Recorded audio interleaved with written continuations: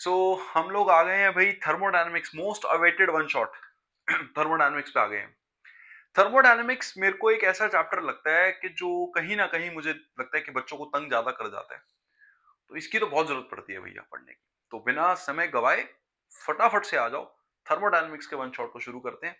जल्दी से आ जाओ, थर्मोडायनेमिक्स का वन शॉट भाई। शुरुआत करेंगे कुछ टर्म से, क्योंकि हमारा इस चैप्टर की शुरुआत होती है कुछ ऐसी टर्म्स से जिन्हें हमें पढ़ना बहुत जरूरी है। चलिए आइए अभी शुरू करें। सबसे पहले अगर आपसे टीचर पूछे सिस्टम क्या होता है, इस चैप्टर में बहुत जगह नाम आएगा, सिस्टम के बारे में बात हो रही है, सिस्टम क्या है, सिस्टम ऐसा, सिस्टम वैसा। तो आपने क्या करना है, आप लोगों ने अपने दिमाग में ये एक पिक्चर क्रिएट करनी है कि मान लीजिए कि आपके पास ये एक बीकर है और इसमें कोई एक रिएक्शन हो रहा है।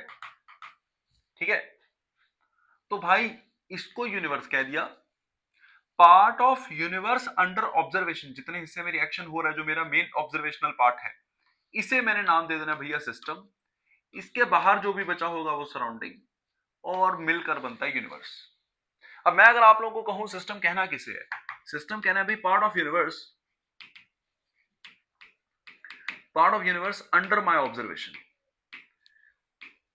यूनिवर्स के जिस पोर्शन को, जैसे मैं क्लासरूम में कई बार एग्जांपल देता हूं कि हम जिस क्लासरूम में हैं, ठीक है, मेरा उस समय वो सिस्टम है, मेरा फोकस, मेरा ऑब्जर्वेशनल पॉइंट वो क्लासरूम है, तो मेरा सिस्टम यही है। इस क्लासरूम के बाहर जो भी है वो मेरे लिए क्या है, वो मेरे लिए सराउंडिंग है ना। तो क्या करना है, बहुत इजी है, part of universe under observation. And part of universe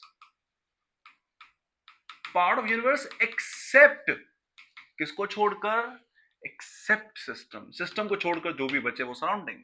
teacher कहे यूनिवर्स क्या है, यूनिवर्स होता है, आपने इस चैप्टर में याद रखना है, the universe is equals to the system plus में द सराउंडिंग। ठीक है ना, सिस्टम और सराउंडिंग को जोड़ के जो बने उसे यूनिवर्स कहते हैं। बहुत बढ़िया। चलिए अब कुछ ऐसी टर्म्स जो हम इस चैप्टर के रास्ते में यूज करेंगे, जैसे कि एक आइसोथर्मल प्रोसेस है।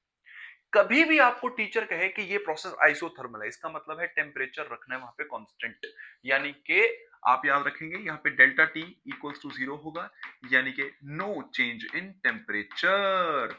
टेम्परेचर में भाई कोई चेंज नहीं होने देना भैया, ठीक है। आइसोबारिक, आइसोबारिक माने delta V 0, volume no change in volume, volume में चेंज नहीं होने देना अपने को, नो चेंज इन वॉल्यूम। ठीक है, टीचर कहे जी आइसोकोरिक क्या होता है, एक सेकंड भाई, एक सेकंड उल्टा हो गया भैया। अगर टीचर कहे सर आइसोबारिक है, आइसोबारिक में प्रेशर इक्वल टू 0 होता है, no change in pressure, no change in pressure. Isochoric, isochoric होता है delta V equal to 0, no change in volume, volume में कोई चेंज नहीं आएगा भाई मेरे, ठीक है।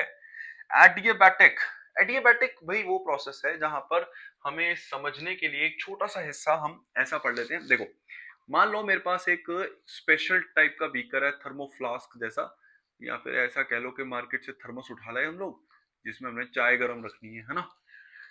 चाय को गर्म रखने के लिए बाहर से हम थर्मस उठा लाए। अब थर्मस के पास क्या होता है, थर्मस के पास उसकी एक स्पेशल टाइप की वॉल होती है। वो स्पेशल टाइप की वॉल क्या करती है, अपने में से हीट एनर्जी को बाहर नहीं जाने देती। जब वो अपने में से हीट एनर्जी को बाहर नहीं जाने देती, तो इस प्रोसेस को हम एडियाबैटिक कह देते हैं सर। एडियाबैटिक मतलब जहां पे आपको हीट एनर्जी का चेंज ज्यादा नहीं दिखेगा, सीधी सीधी बात है सर, ठीक है। अच्छा, तो एक बात तो ये ध्यान रखनी है। दूसरा, ये जो वॉल्स होती हैं, ये जो स्पेशल टाइप की वॉल्स हैं, इन्हें हम चैप्टर में क्या कहते हैं सर, एडियाबैटिक वॉल्स, ठीक है। सो एडियाबैटिक प्रोसेस क्या है, एडियाबैटिक प्रोसेस वहां है जहां Q 0 है, that means no heat energy exchange, no exchange in heat energy, no exchange in heat energy, ये बात याद रखनी है भाई मेरे। फाइन। नेक्स्ट है सर रिवर्सिबल प्रोसेस। यार ये तो दो ऐसे वर्ड्स हैं जो मुझे लगता है सबसे आसानी से लर्न किए जा सकते हैं। रिवर्सिबल प्रोसेस, रिवर्सिबल प्रोसेस भैया जो हर मोमेंट पे रहेगा। जैसे मान लीजिए एक फॉरवर्ड रिएक्शन जा रहा है, हर मोमेंट चांस बना रहे कि पीछे भी आ सकता है, रिवर्सिबल है। नहीं आ सकता, एक ही सिंगल डायरेक्शन में जाएगा, यूनि डायरेक्शनल है, तो मेरे लिए वो इरिवर्सिबल है। इस चैप्टर में ये कहानी और आएगी आगे, तो आगे और बात करेंगे। तो reversible, irreversible both are like terms के भाई बहुत आसान है जिन्हें लर्न करना, ठीक है। चलिए आगे बढ़ते हैं। नेक्स्ट है हमारे पास ये बात, ये है भाई पहले इंपॉर्टेंट लर्न करना। आ जाओ, देखो रिवर्सिबल रिवर्सिबल पढ़ने के बाद टर्म आती है एक्सटेंसिव, इंटेंसिव और स्टेट वेरिएबल्स। देखो अगर टीचर, मैं आपको इसको एक छोटा सा एग्जांपल से समझाता हूं, इंटेंसिव एक्सटेंसिव दोनों एक ही बार में कवर हो जाती हैं। इंटेंसिव वो प्रॉपर्टी होती है that do not depends on moles, या सिंपल भाषा में तुम बोलना चाहो अपने आप को तो क्वांटिटी पे डिपेंड जो नहीं करते। ये जो डिपेंड करते हैं, इस बात को समझने के लिए एक एग्जांपल उठाओ कि मान लीजिए एक कमरा है, ठीक है, एक रूम है, और उस रूम के अंदर हम लोगों ने कुछ आसपास का टेम्परेचर है, आसपास का टेम्परेचर T है, और आसपास का इसके अंदर का वॉल्यूम V है सर।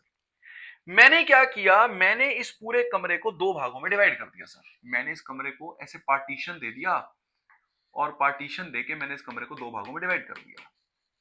अब तुम मुझे बताओ, अगर मैं इसके लेफ्ट और राइट साइड के बारे में बात करूं, क्या मैं बोल पाऊंगा इधर का वॉल्यूम V/2 हो गया और उधर का वॉल्यूम भी V/2 हो गया? ऑब्वियसली, लेकिन टेम्परेचर रिमेन्स सेम। टेम्परेचर इधर भी T ही रहेगा, टेम्परेचर उधर भी T ही रहेगा। तो टेम्परेचर एक ऐसी टर्म है जो नंबर ऑफ मोल पे डिपेंड नहीं कर रही, बट वॉल्यूम एक ऐसी टर्म है जो नंबर ऑफ मोल्स पे डिपेंड करती है। तो जो कैरेक्टरिस्टिक ऐसे होते हैं that do not depends on, जो डिपेंड नहीं करते नंबर ऑफ मोल्स पे, जैसे कि यहाँ पे कौन निकला है, यहाँ पे टेम्परेचर निकला है। टेम्परेचर एक ऐसी टर्म निकली है जो नंबर ऑफ मोल पे डिपेंड नहीं कर रही, वो कौन होगा सर, इंटेंसिव होगा। और एक्सटेंसिव कौन होगा सर, जो डिपेंड कर रही है सर। सीधी सीधी बात है ना, बहुत आसान है, इसको पढ़ना भी कोई खास मुश्किल नहीं है बेटा। स्टेट वेरिएबल्स, स्टेट वेरिएबल वो फैक्टर्स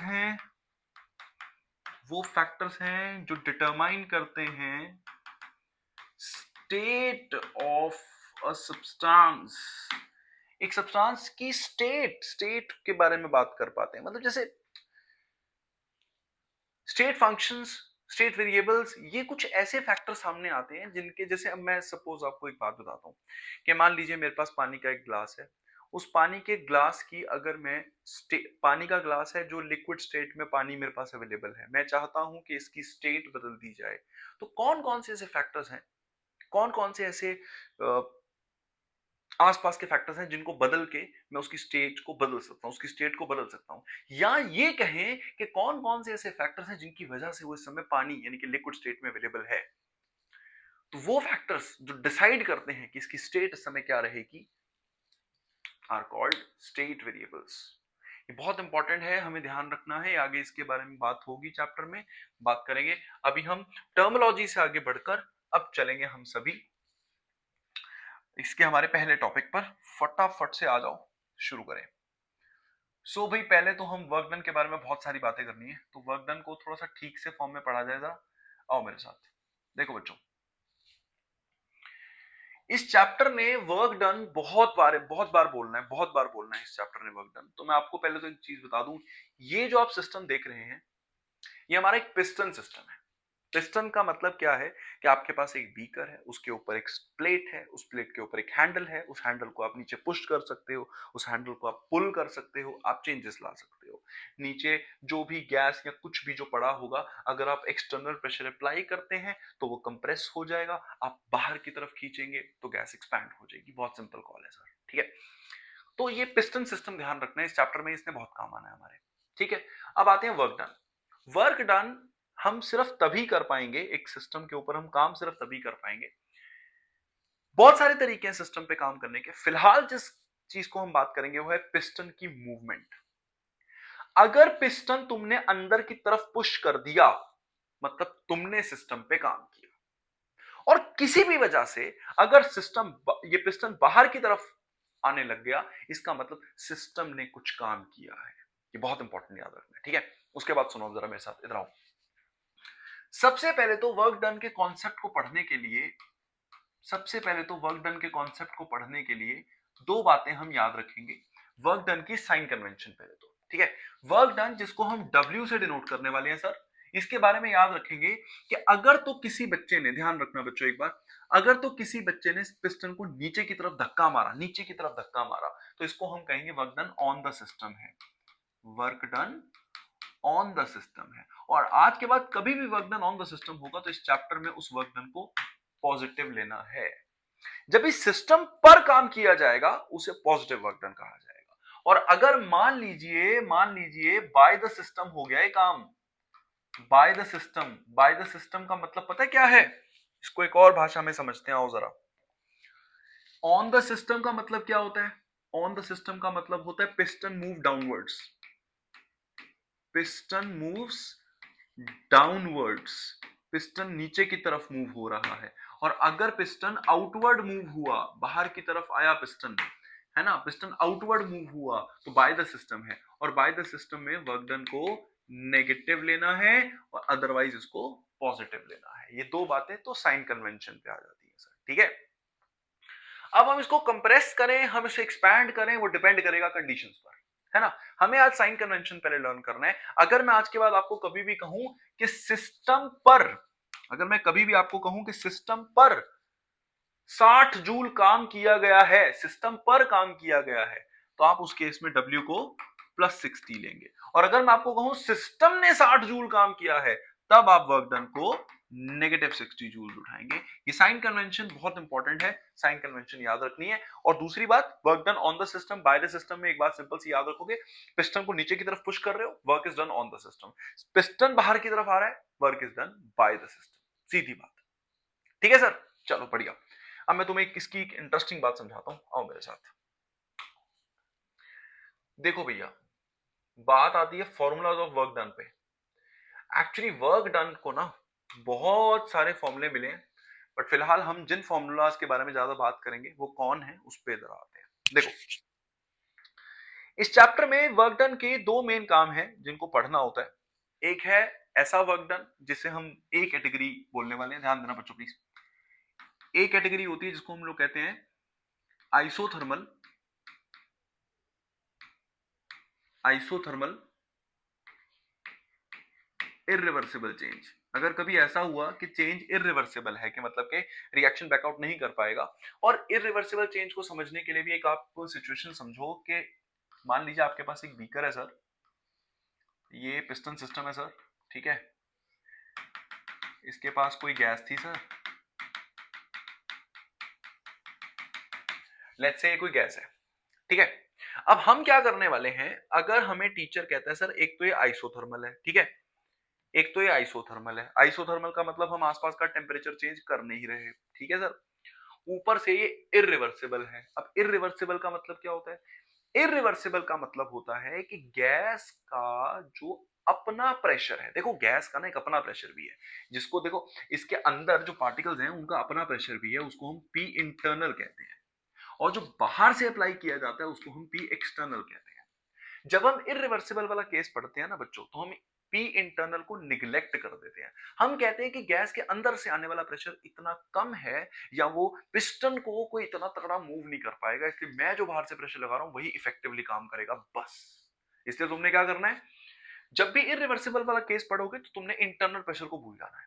तुमने सिर्फ किसके बारे में बात करनी है? एक्सटर्नल प्रेशर के बारे में बात करनी है भैया, बस। और करना क्या है, हम इस समय डेरिवेशन पे फोकस नहीं है, इस समय फॉर्मूला लर्न करने का मेन काम है, इसलिए मैं वन शॉट के अंदर फटाफट फॉर्मूला लर्न करवाने पे फोकस कर रहा हूं, ध्यान दीजिएगा। सो वर्क डन का यहाँ पे जो फॉर्मूला लर्न करना है आप सभी ने, वो है work done is equal to -PEX delta V। ये है इंपॉर्टेंट, इसको लर्न रखना है सर। ये कब काम आता है? Isothermal irreversible change.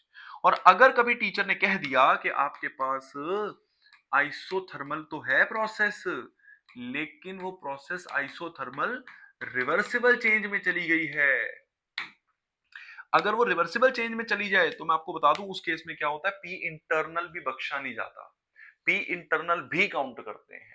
तो जब हम पी इंटरनल भी काउंट करते हैं ना बच्चों, तो फिर ये कहानी बहुत लंबी निकल जाती है, फिर तो छोटे मोटे प्रेशर भी मैटर करने लगते हैं उस केस में। बल्कि हम ये कहते हैं उस केस में जो वर्क डन बेसिकली होता है वो होता है इंटीग्रेशन ऑफ टोटल प्रेशर, जितना इसके ऊपर लग रहा है, चाहे वो एक्सटर्नल हो चाहे इंटरनल, सब कुछ मिला के, और साथ में लिया जाता है DV from some V1 volume to V2 volume. इसका इंटीग्रेशन पूरा प्रॉपर सॉल्व करके जो आंसर आता है वो आता है -2.303 RT log base 10 V2 by V1। ये फॉर्मूला हमें लर्न करना है। अगर हमारे पास कौन सा आता है सर, रिवर्सिबल चेंज आता है। अगर आइसोथर्मल आएगा तो कोई टेंशन नहीं है, आइसोथर्मल तो दोनों में कांस्टेंट है। अगर टीचर ने इरिवर्सिबल चेंज कहा तो ये फॉर्मूला, टीचर ने रिवर्सिबल चेंज कहा तो ये फॉर्मूला। ये दो बातें बहुत इंपॉर्टेंट है जो याद रखनी है सर। ठीक है, याद रहेगा, बढ़िया। चलिए सेव कर लेते हैं, आगे आओ। अब हमारे पास आता है हीट एनर्जी एक्सचेंज। देखो जब हम इस चैप्टर में हीट एनर्जी एक्सचेंज की बात करते हैं तो फिर वही कहानी पहले लर्न करनी है। हीट एनर्जी एक्सचेंज का मतलब समझो कि अगर मैं, ये जो पिस्टन है मेरे पास, ये पिस्टन है। अब इस पिस्टन को दो काम हो सकते हैं।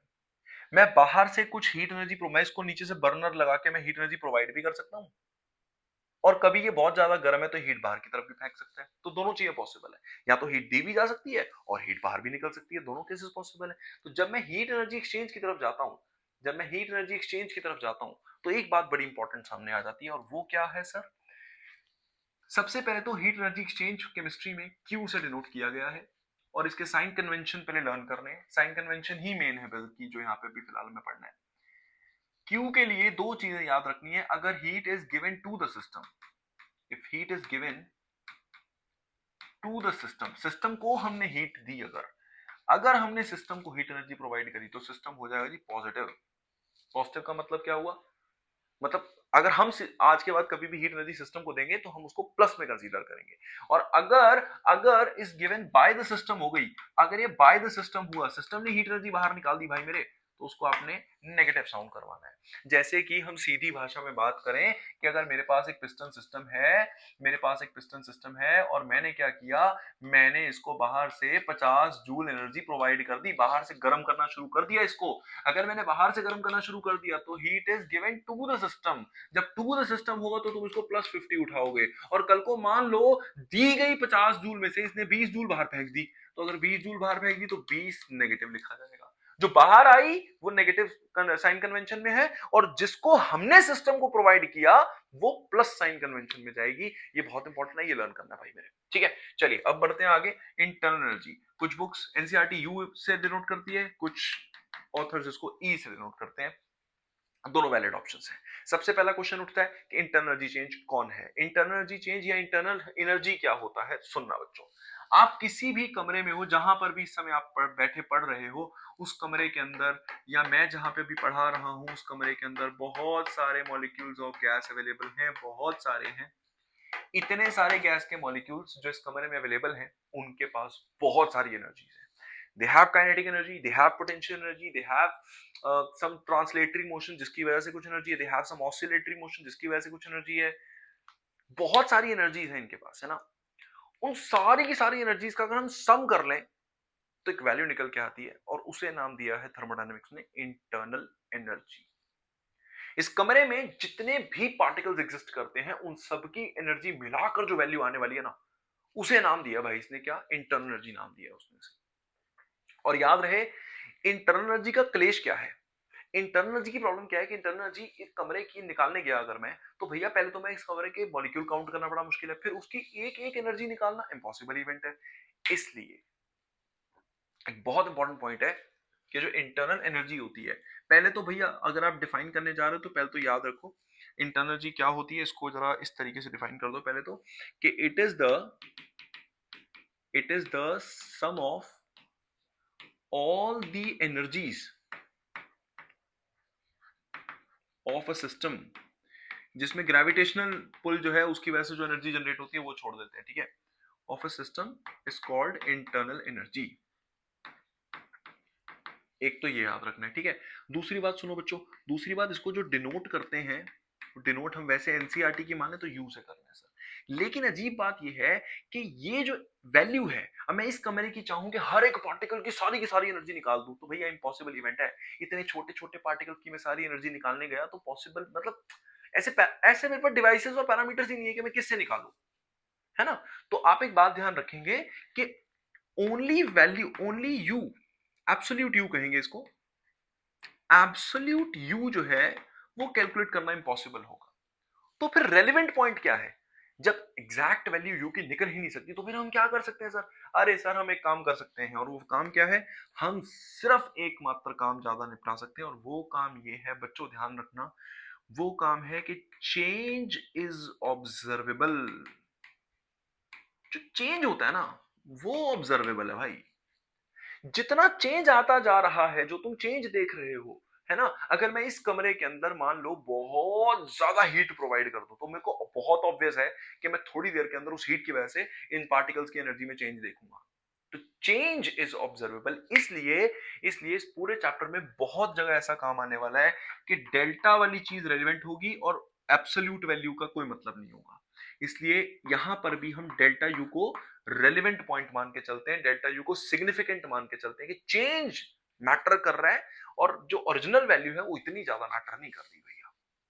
मतलब वैल्यू निकल ही नहीं पा रही, मैटर तो छोड़ो ना, मैं इस कमरे की कैसे वैल्यू निकालूं इंटरनल एनर्जी की, है ना, नहीं निकल पाएगी सर। तो एक तो ये पॉइंट बहुत इंपॉर्टेंट है। दूसरा बच्चों, ये टेम्परेचर डिपेंडेंसी बहुत ज्यादा है इसकी, टेम्परेचर डिपेंडेंसी बहुत ही ज्यादा है इसकी। अगर मैं किसी कमरे की इंटरनल एनर्जी चेंज करना चाहता हूं तो सबसे पहला फैक्टर जो ड्रास्टिकली चेंज कर देगा इंटरनल एनर्जी वो है टेम्परेचर। टेम्परेचर सबसे जल्दी इन पार्टिकल्स को मैं एसी लगा दूं, एसी ऑन कर दूं, है ना, तो बहुत जल्दी टेम्परेचर गिरेगा गिरेगा गिरेगा गिरेगा, और जब टेम्परेचर गिरना शुरू होगा एक ऐसे एंड पे आ जाएगा कि पार्टिकल सीज होने लगेंगे, और जब पार्टिकल सीज होंगे इंटरनल एनर्जी गिरने लगेगी। तो फिर से इसकी साइन कन्वेंशन जो लर्न करनी है सर, अगर टीचर आपको कहता है डेल्टा यू कभी पॉजिटिव आता है, इसका मतलब इंटरनल एनर्जी इज इंक्रीजिंग, कोई बड़ी कॉल नहीं है, आराम से लर्न किया जा सकता है। दूसरी बात, टीचर आपको कहता है जी डेल्टा यू नेगेटिव है, तो आपने कहना है सर इसका मतलब डेल्टा यू इज डिक्रीजिंग। तो ये आराम, मतलब कोई बहुत बड़ा साइन कन्वेंशन नहीं है, इजी कॉल है। पॉजिटिव आए तो बढ़ रहा है, नेगेटिव आए तो घट रही है, सीधी सीधी बात है। ठीक है जी, चलिए आगे बढ़ते हैं सर। नेक्स्ट है सर हमारे पास फर्स्ट लॉ ऑफ थर्मोडायनेमिक्स। आओ जरा इसको बात करें पहले मजे से, सुनना। अगर मैं पहले लॉ पे जाना चाहूंगा तो मैं अब आराम से खुशी खुशी जा पाऊंगा फर्स्ट लॉ की तरफ। देखो भाई कैसे जा पाऊंगा, देखना। अब ये पिस्टन सिस्टम है, ये कुछ गैस के पार्टिकल्स हैं, मैं इन गैस के पार्टिकल्स के साथ दो पंगे लेने वाला हूं।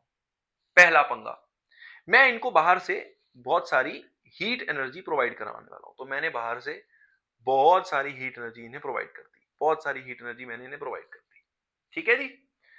दूसरी तरफ मैंने क्या किया, मैंने इसके ऊपर प्रेशर भी लगाना शुरू कर दिया, मैंने इसके पिस्टन को नीचे भी पुश करना शुरू कर दिया। तुम्हें नहीं लगता ये दोनों फैक्टर मिलके अंदर के जो हालात हैं वो बहुत ज्यादा बदल देंगे? ये भी जा रहा है, ऊपर से प्रेशर भी आ रहा है, ये दोनों लोग मिलकर बहुत सारी इंटरनल एनर्जी को चेंज में ले आएंगे, अंदर इंटरनल एनर्जी बदलने लगेगी। और law of conservation of energy ही है फर्स्ट लॉ बेसिकली।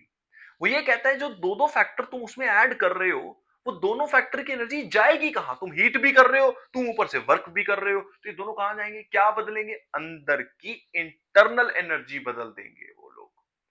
क्योंकि एनर्जी ने तो भाई यूनिवर्स में जितनी एनर्जी है वो वेस्ट तो होनी नहीं है, कहां जाएगी? आप हीट भी कर रहे हो, आप ऊपर से पिस्टन को पुश भी कर रहे हो, वो दोनों लोग मिलकर क्या करेंगे, अंदर की हीट एनर्जी, अंदर की इंटरनल एनर्जी को ड्रास्टिकली बदल देंगे। इसलिए आप लोगों ने याद रखना है, फर्स्ट लॉ बेसिकली कई बार क्या कहने की कोशिश करता है, वो ये कहने की कोशिश करता है कि फॉर एन आइसोलेटेड सिस्टम,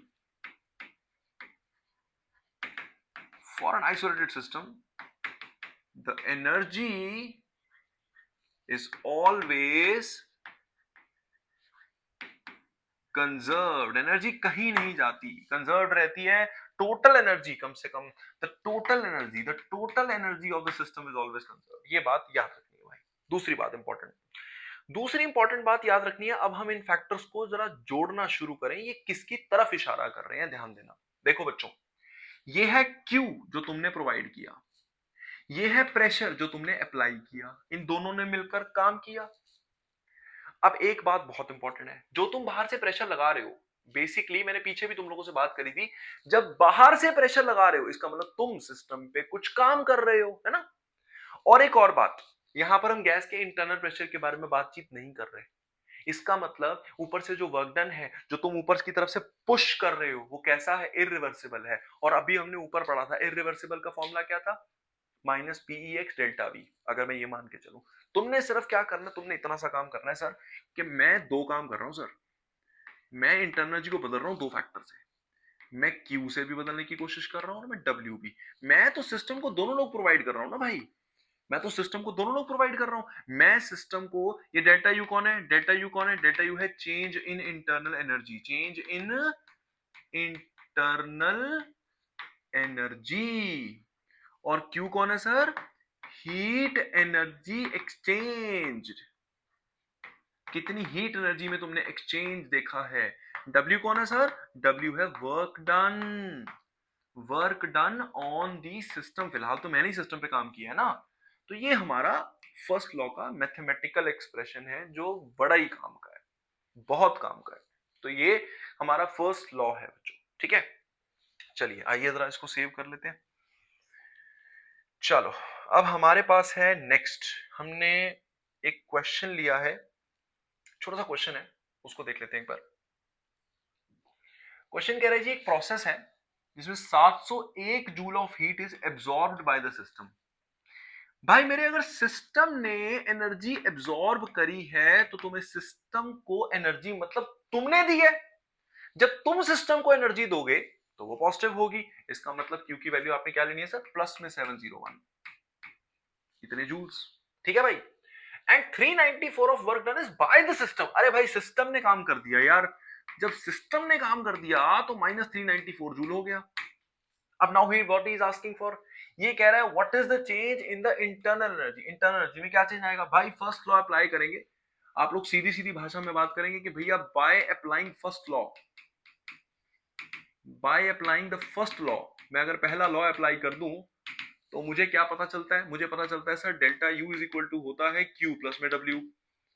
मैंने क्यू कितना पुट किया सर 701, मैंने कितनी एनर्जी खा ली है, मतलब मैंने कितना वर्क डन कर लिया है 394। भाई मेरे इन्हें माइनस करेंगे and you will get the delta U value. मतलब कुछ मुश्किल नहीं है, इंटरनली निकल जाएगी सर, बस एप्लीकेशन सीखनी थी कि कैसे अप्लाई कर सकते हैं, ठीक है। अच्छा अब ये मैंने वर्ड लिखा है एक फ्री एक्सपेंशन। फ्री एक्सपेंशन का मतलब है कि अगर हम कुछ बातें और ढंग से समझें, जैसे अगर मैं आप सभी को कहूं कि मैं वैक्यूम में बात कर रहा हूं, वैक्यूम, वैक्यूम में एक्सटर्नल प्रेशर जीरो हो जाता है, वैक्यूम में एक्सटर्नल प्रेशर जीरो हो जाता है। अब मुझे पता है कि वैक्यूम में एक्सटर्नल प्रेशर जीरो है, तो मेरा जो फॉर्मूला है वो तो Q प्लस डब्ल्यू है, और जो W का फॉर्मूला है वो है minus P x delta we. अब ये बात बहुत इंपॉर्टेंट है, याद रखनी है कि जब मैं वैक्यूम में हूं तो बाहर से लगने वाला प्रेशर तो जीरो है, ऊपर से प्रेशर कुछ लग ही नहीं रहा। अरे भाई जब ऊपर से प्रेशर नहीं लग रहा तो ये टर्म ही जीरो हो गई। जब ये टर्म जीरो हो गई, जब ये टर्म जीरो हो गई तो हमारे पास Q जो है वो डेल्टा यू के इक्वल आ गया भाई मेरे। ये है बहुत इंपॉर्टेंट। इसको आप ये भी कह सकते हो कि अगर आप सिंपल भाषा में समझने की कोशिश करोगे तो it is quite quite simple, कि अगर कोई बच्चा, इसको ये भी कह सकते हो कि कांस्टेंट वॉल्यूम पे, देखो दोनों बातें हैं बच्चों, अगर आप कांस्टेंट वॉल्यूम पे भी ये काम करते हो तब भी इसने आंसर जीरो आ जाना है।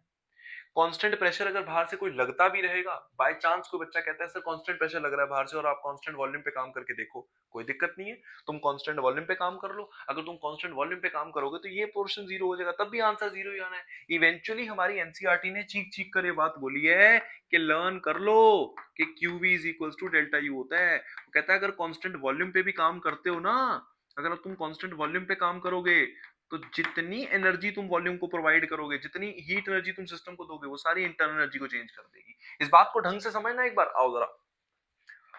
मान लीजिए एक बीकर है आपके पास और उस बीकर में ये है आपके पास एक पिस्टन सिस्टम, और इस पिस्टन सिस्टम पे ऐसा कुछ हो रहा है, ठीक है। अब हमने क्या करा, ये गैसियस सिस्टम था कुछ, हमने ना क्या करा, हमने नट बोल्ट लगा दिए भाई। आ जाओ नट बोल्ट लगा देते हैं यहाँ पे, ये लो, ये जी दो नट बोल्ट लगा दिए मैंने। अब इन नट बोल्ट लगाने से क्या हुआ, वॉल्यूम हो गया फिक्स, वॉल्यूम चेंज नहीं होगा, ठीक है। अब सोचो जरा क्या होगा, मैं अगर इसको हीट करूंगा, मैं इसको हीट एनर्जी बाहर से प्रोवाइड करूंगा, हीट एनर्जी कहां जाएगी, कहां जाएगी हीट एनर्जी, बड़ा सिंपल है सर, हीट एनर्जी कहां जाएगी, अंदर हड़बड़ाहट पैदा करेगी, क्योंकि ऊपर जाने से तो रोक दिया है, तो वो हड़बड़ाहट कौन है, वो हड़बड़ाहट है अंदर की इंटरनल एनर्जी। तो मैं जितना, अगर अब सोचो इस बात को, मैं हीट एनर्जी प्रोवाइड कर रहा हूं, किस पे प्रोवाइड कर रहा हूं, कांस्टेंट वॉल्यूम। जब मैं कांस्टेंट वॉल्यूम पे प्रोवाइड कर रहा हूं तो क्या होगा सर, क्या होगा, क्या होगा? जब कांस्टेंट वॉल्यूम पे प्रोवाइड करूंगा, जितनी हीट एनर्जी प्रोवाइड करूंगा वो अंदर की हड़बड़ाहट को बढ़ाने वाली है। हड़बड़ाहट बनाने का मतलब क्या हुआ? इंटरनल एनर्जी में चेंज आ गया। दैट मीन्स कि कांस्टेंट वॉल्यूम पे whatever energy is provided is changing the internal energy of the system. ये फॉर्मूला याद रखना बच्चों, बड़े काम का है। ठीक है, चलिए आगे बढ़ते हैं सर। नेक्स्ट इज सर, अरे बढ़िया, एंथैल्पी शुरू करना है हम लोगों को। एंथैल्पी मजेदार है। एंथैल्पी पे आपको पहले कुछ इंटरेस्टिंग बातें बताता हूं। एंथैल्पी ना, हम लोग अगर कभी सोचें कि हम कहां कहां पढ़ के आए हैं, एंथैल्पी चैप्टर 3 में बहुत बार आ गया था यार, पहले ही नाम बहुत बार आ गया है ना। एंथैल्पी वर्ड हमने बहुत जगह पहले ही पढ़ा, ionisation enthalpy, electron gain enthalpy. तो basically it is the energy required for a particular process. या आप ये कह लो कि कोई रिएक्शन हो गया, उसमें से कितनी एनर्जी निकली, या एक रिएक्शन करने से कितनी एनर्जी देनी पड़ी। ये जो तुम चेंजेस देखते हो ना, इसको एंथैल्पी में काउंट किया जाता है। ठीक है, अब इसको समझना कैसे है, इसको बात समझो। देखो, पहले टू बेसिक फॉर्मुलास पे बाद में आएंगे, पहले बात करते हैं कुछ एंथैल्पी के बारे में। देखो सर, सबसे पहले तो एंथैल्पी फिर वही कहानी है, इस कमरे की इस समय पे क्या एंथैल्पी है, इररिलेवेंट कॉल है। एच, इस समय कमरे के जितने पार्टिकल्स हैं उनका क्या एच है, क्योंकि इसको डिनोट बच्चा एच से करते हैं, तो बेसिक एच का पॉइंट ही नहीं है, तो इसलिए एब्सोल्यूट वैल्यू ऑफ एच तो पॉइंट ही नहीं है।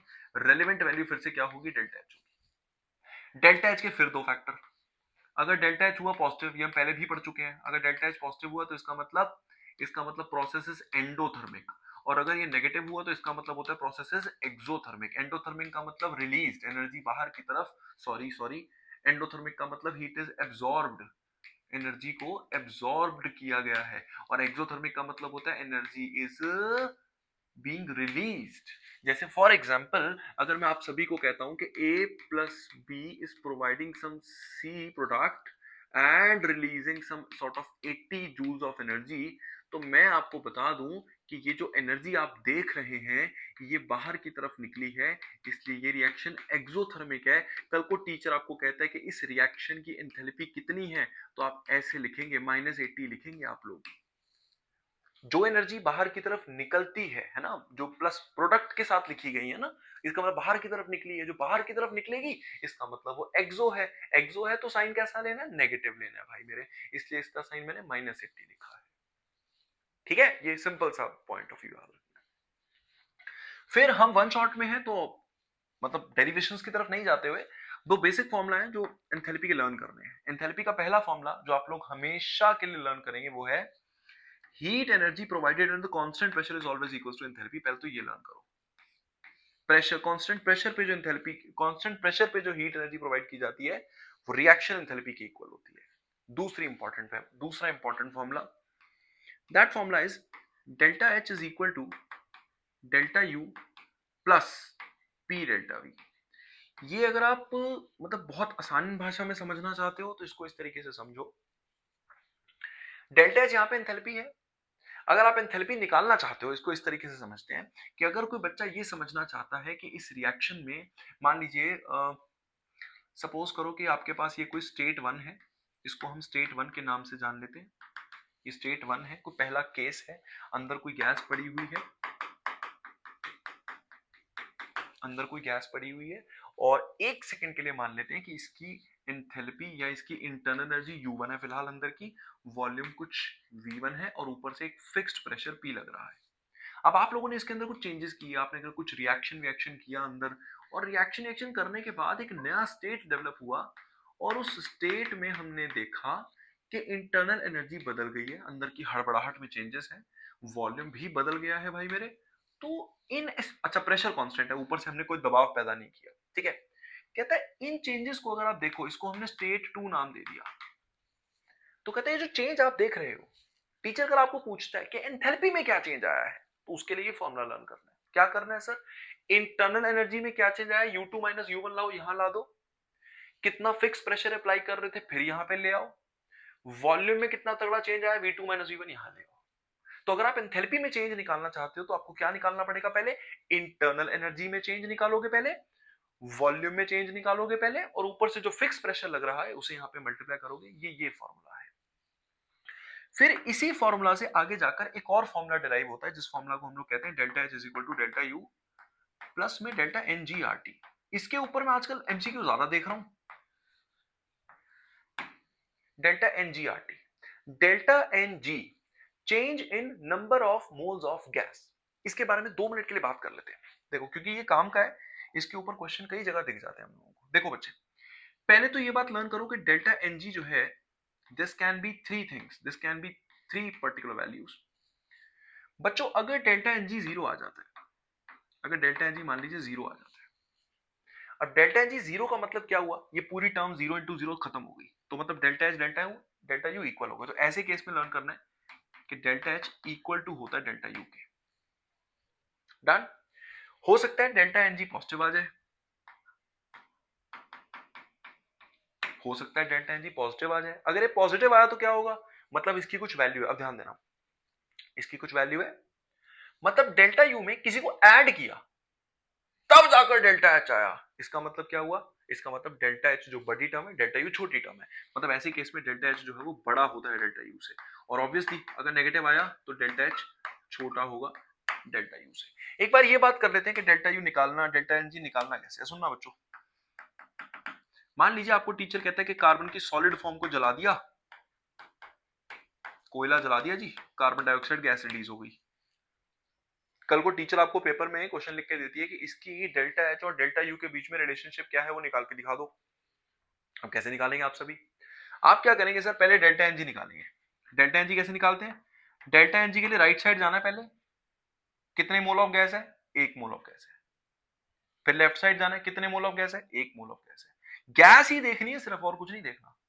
राइट में 1 मोल गैस है भैया, लेफ्ट में 1 मोल गैस है भैया, 1 माइनस 1 दैट इज 0। और जिस केस में डेल्टा एनजी 0 आ गया, वहां पर आपका डेल्टा एच और डेल्टा यू इक्वल होते हैं, याद रखना है। और मेन बात जो मैं समझाने आया था वो ये है कि राइट साइड के number of moles of gas, सिर्फ गैस वो उठाने, लेफ्ट साइड के मोल्स ऑफ गैस उठाने, सॉलिड्स लिक्विड्स काउंट नहीं करने। इट इज डेल्टा एनजी, मतलब change in number of moles of gas की बात कर रहे हैं। सिंपल कॉल, ये 3 मेजर फॉर्मूले जो याद रखने हैं, ठीक है सर। एंथैल्पी पे बहुत बात करनी है हमने एंथैल्पी पे, तो इसको सेव करके फटाफट आगे बढ़ते हैं, क्योंकि एंथैल्पी एक one of the major topic है यहाँ का। चलिए, after 2 basic formulas we have to consider the types of enthalpies. भाई मेरे मजेदार, आ जाओ, टाइप्स ऑफ एंथैल्पीज। देखो एंथैल्पी ऑब्वियसली बहुत तरह की है, हमने इलेक्ट्रॉन गेन एंथैल्पी ये सब पढ़ लिया, लेकिन अभी ये चैप्टर जिस तरह की बात कर रहा है ना आप लोगों से, उसको एक बार रिकंसीडर करें। इधर आओ मेरे साथ जरा। देखो ये चैप्टर आपको पहले तो, पहला मेथड जो मैं यहाँ पे लेने वाला हूं वो है, इसको कहते हैं standard enthalpy, standard enthalpy of formation, standard enthalpy of formation. अच्छा पहले एक एक बात पहले हम थोड़ा सा समझ लेते हैं इस बात को, उसको जरा 1 मिनट के लिए साइड करते हैं। पहले मुझे बताओ, जैसे A plus B providing some C है, ठीक है, ये एक रिएक्शन है। इस रिएक्शन की कितनी एंथैल्पी है, उसको लिखोगे कैसे, डिनोट कैसे करोगे, उस पर 1 मिनट के लिए बात कर लेते हैं। पहले तो डेल्टा एच क्या होता है जी, एंथैल्पी। उसके नीचे R लिख दोगे तो रिएक्शन एंथैल्पी, ऊपर नॉट लगा दोगे तो एसटीपी पर, स्टैंडर्ड रिएक्शन एंथैल्पी। किसी भी रिएक्शन की आप एंथैल्पी लिखने जा रहे हो, आप उसको ऐसे लिख दिया करोगे, delta R H not, reaction enthalpy of the system, ठीक है सर। चलिए बढ़िया, अब आ जाओ मेरे साथ। अब मैंने क्या किया सर, मैंने ना स्टैंडर्ड एंथैल्पी ऑफ फॉर्मेशन को पढ़ना सीखा। तो क्या होता है स्टैंडर्ड एंथैल्पी ऑफ फॉर्मेशन, आपने कैसे लर्न करना है सर। देखो आप मुझे कहोगे स्टैंडर्ड एंथैल्पी ऑफ फॉर्मेशन की जब कभी भी मैं आपसे बात करूंगा, आप मुझे कहोगे the enthalpy involved, the enthalpy involved in the formation of 1 mole of a pure substance। किसी भी प्योर सब्सटेंस का 1 मोल अगर तुम बनाने निकले हो ना, 1 मोल, तो जितनी एनर्जी इन्वॉल्व है उसे उसकी फॉर्मेशन एंथैल्पी कहते हैं। फॉर एग्जांपल सुनना, मान लीजिए मैं आपको एक बात पूछता हूं, let's say we have carbon, ये oxygen, and this is providing me carbon dioxide, ठीक है सर। ये एक रिएक्शन है। मैं कहता हूं कि इस रिएक्शन की कुछ एंथैल्पी है, ऑब्वियसली इस रिएक्शन की कुछ एंथैल्पी होगी, जिसको हम मान लीजिए इस रिएक्शन की कुछ एंथैल्पी होगी, उसको हमने डेल्टा आर एच नॉट बोल दिया, ठीक है। अब मैं एक बात लिख रहा हूं कि इस रिएक्शन में कार्बन डाइऑक्साइड बन रही है, ठीक है, इसको लिखेंगे formation enthalpy of carbon dioxide. आप लोग मुझे चेक करके बताओ, क्या इस रिएक्शन में कार्बन डाइऑक्साइड 1 मोल बन रही है सर? हाँ जी, 1 मोल बन रही है, और परफेक्टली 1 मोल बन रही है। तो अगर 1 मोल कार्बन डाइऑक्साइड बन रही है ना बच्चों, 1 मोल कार्बन डाइऑक्साइड बन रही है, तो मैं कह सकता हूं कि इस रिएक्शन की जो भी एंथैल्पी है that is particularly equals to the formation enthalpy. अब जैसे मैं एक केस लेता हूं जहां पे नहीं बोल पाएंगे ये काम। मान लीजिए मैंने क्या करा, हाइड्रोजन गैस को मैंने ऑक्सीजन गैस के साथ देखा, उसने वाटर बनाया और ये बैलेंस हो गया। अब मैं फिर आ रहा हूं इस बात पे कि इस रिएक्शन की कुछ ऑब्वियसली कुछ एंथैल्पी तो होगी, है ना। लेकिन इस में जो पानी, अगर मैं बात करता हूं फॉर्मेशन एंथैल्पी ऑफ वाटर के बारे में, अगर आप जानना चाहते हैं कि फॉर्मेशन एंथैल्पी ऑफ वाटर क्या होगी, तो उसमें आपको 1 मोल वाटर जानना होगा। यहां पे 2 मोल पानी बन रहा है, तो मैं यहां पे नहीं कह सकता, मैं नहीं कह सकता ये दोनों इक्वल नहीं होंगे इस बार। तो मैं कहने वाला हूं कि सर ये लोग इक्वल नहीं है सर, सीधी बात।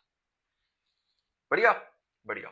तो अगर ये इक्वल नहीं है तो फिर क्या होगा सर? इक्वल नहीं है तो कैसे इक्वल हो पाएंगे? अरे तो एक काम करते हैं ना, आप एक बात बताओ, यहां से जितनी भी एनर्जी निकल रही है वो 2 मोल के लिए निकल रही है ना, उसको डिवाइड कर देते हैं। तो क्या मैं इस रिएक्शन एंथैल्पी को अगर 2 से डिवाइड कर दूं, can I have this value of formation enthalpy of this? Yes sir, I can have this. ये स्टेटमेंट ट्रू है, लर्न करनी है। और ये सिर्फ बात यही नहीं रुकती, ये सिर्फ स्टैंडर्ड एंथैल्पी ऑफ फॉर्मेशन पे नहीं रुकती, ये बात आगे बढ़ती है, ये बात आगे जाती है। और आपको पता है कहां तक लेके जाएगी ये बात? इधर आओ मेरे साथ जरा, सुनो बच्चों। अगर मैं आपको कहता हूं मेरे पास है स्टैंडर्ड एंथैल्पी ऑफ कंबशन, तो टेंशन नहीं लेने का। अगर मैं स्टैंडर्ड एंथैल्पी ऑफ कंबशन के बारे में बात करूं तो भाई कोई दिक्कत नहीं है, आप 1 मोल किसी भी प्योर चीज को जला दो पकड़ के, 1 मोल किसी चीज को आप बर्न कर दीजिए, जितनी एनर्जी बाहर रिलीज होगी उसको आप कहेंगे formation enthalpy, sorry combustion enthalpy of that particular thing. जैसे जैसे मान लेते हैं मैंने कहा आपको कि मैंने कार्बन जला दिया जी, कार्बन का 1 मोल मैंने बर्न कर दिया, कार्बन का 1 मोल मैंने बर्न कर दिया। अब मैं इस रिएक्शन के लिए क्या लिख रहा हूं, इस रिएक्शन की जो भी एंथैल्पी है, क्या वो कंबशन एंथैल्पी है कार्बन की? यस सर, 1 मोल कार्बन ही बर्न हो रहा है, यस सर, कह सकते हैं ये इक्वल है।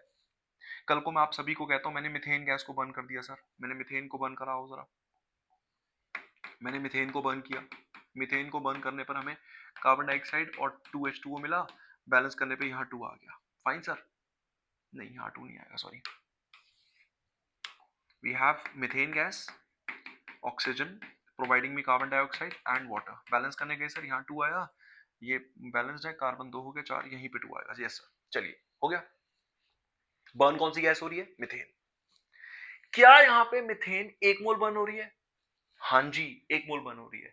तो इस रिएक्शन की जो भी एंथैल्पी है, इस रिएक्शन की जो भी एंथैल्पी है वो डेफिनेटली इक्वल है the combustion enthalpy of methane, वो डेफिनेटली इक्वल है इसके, क्योंकि सर 1 मोल, सॉरी, क्योंकि सर 1 मोल बर्न हो रहा है, 1 mole of that is burning.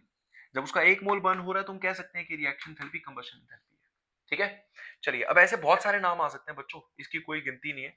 यहाँ पे स्टैंडर्ड एंथैल्पी ऑफ कंडेंसेशन कह सकते हैं, स्टैंडर्ड एंथैल्पी ऑफ वेपराइजेशन कह सकते हैं, तो उन पे आप टाइम वेस्ट नहीं करते क्योंकि they are the same things, है ना। टीचर अगर आपको कहता है स्टैंडर्ड एंथैल्पी ऑफ वेपराइजेशन, इसका मतलब आप क्या समझेंगे? 1 mole of pure substance is burned, sorry 1 mole of pure substance is vaporised, fine, बढ़िया।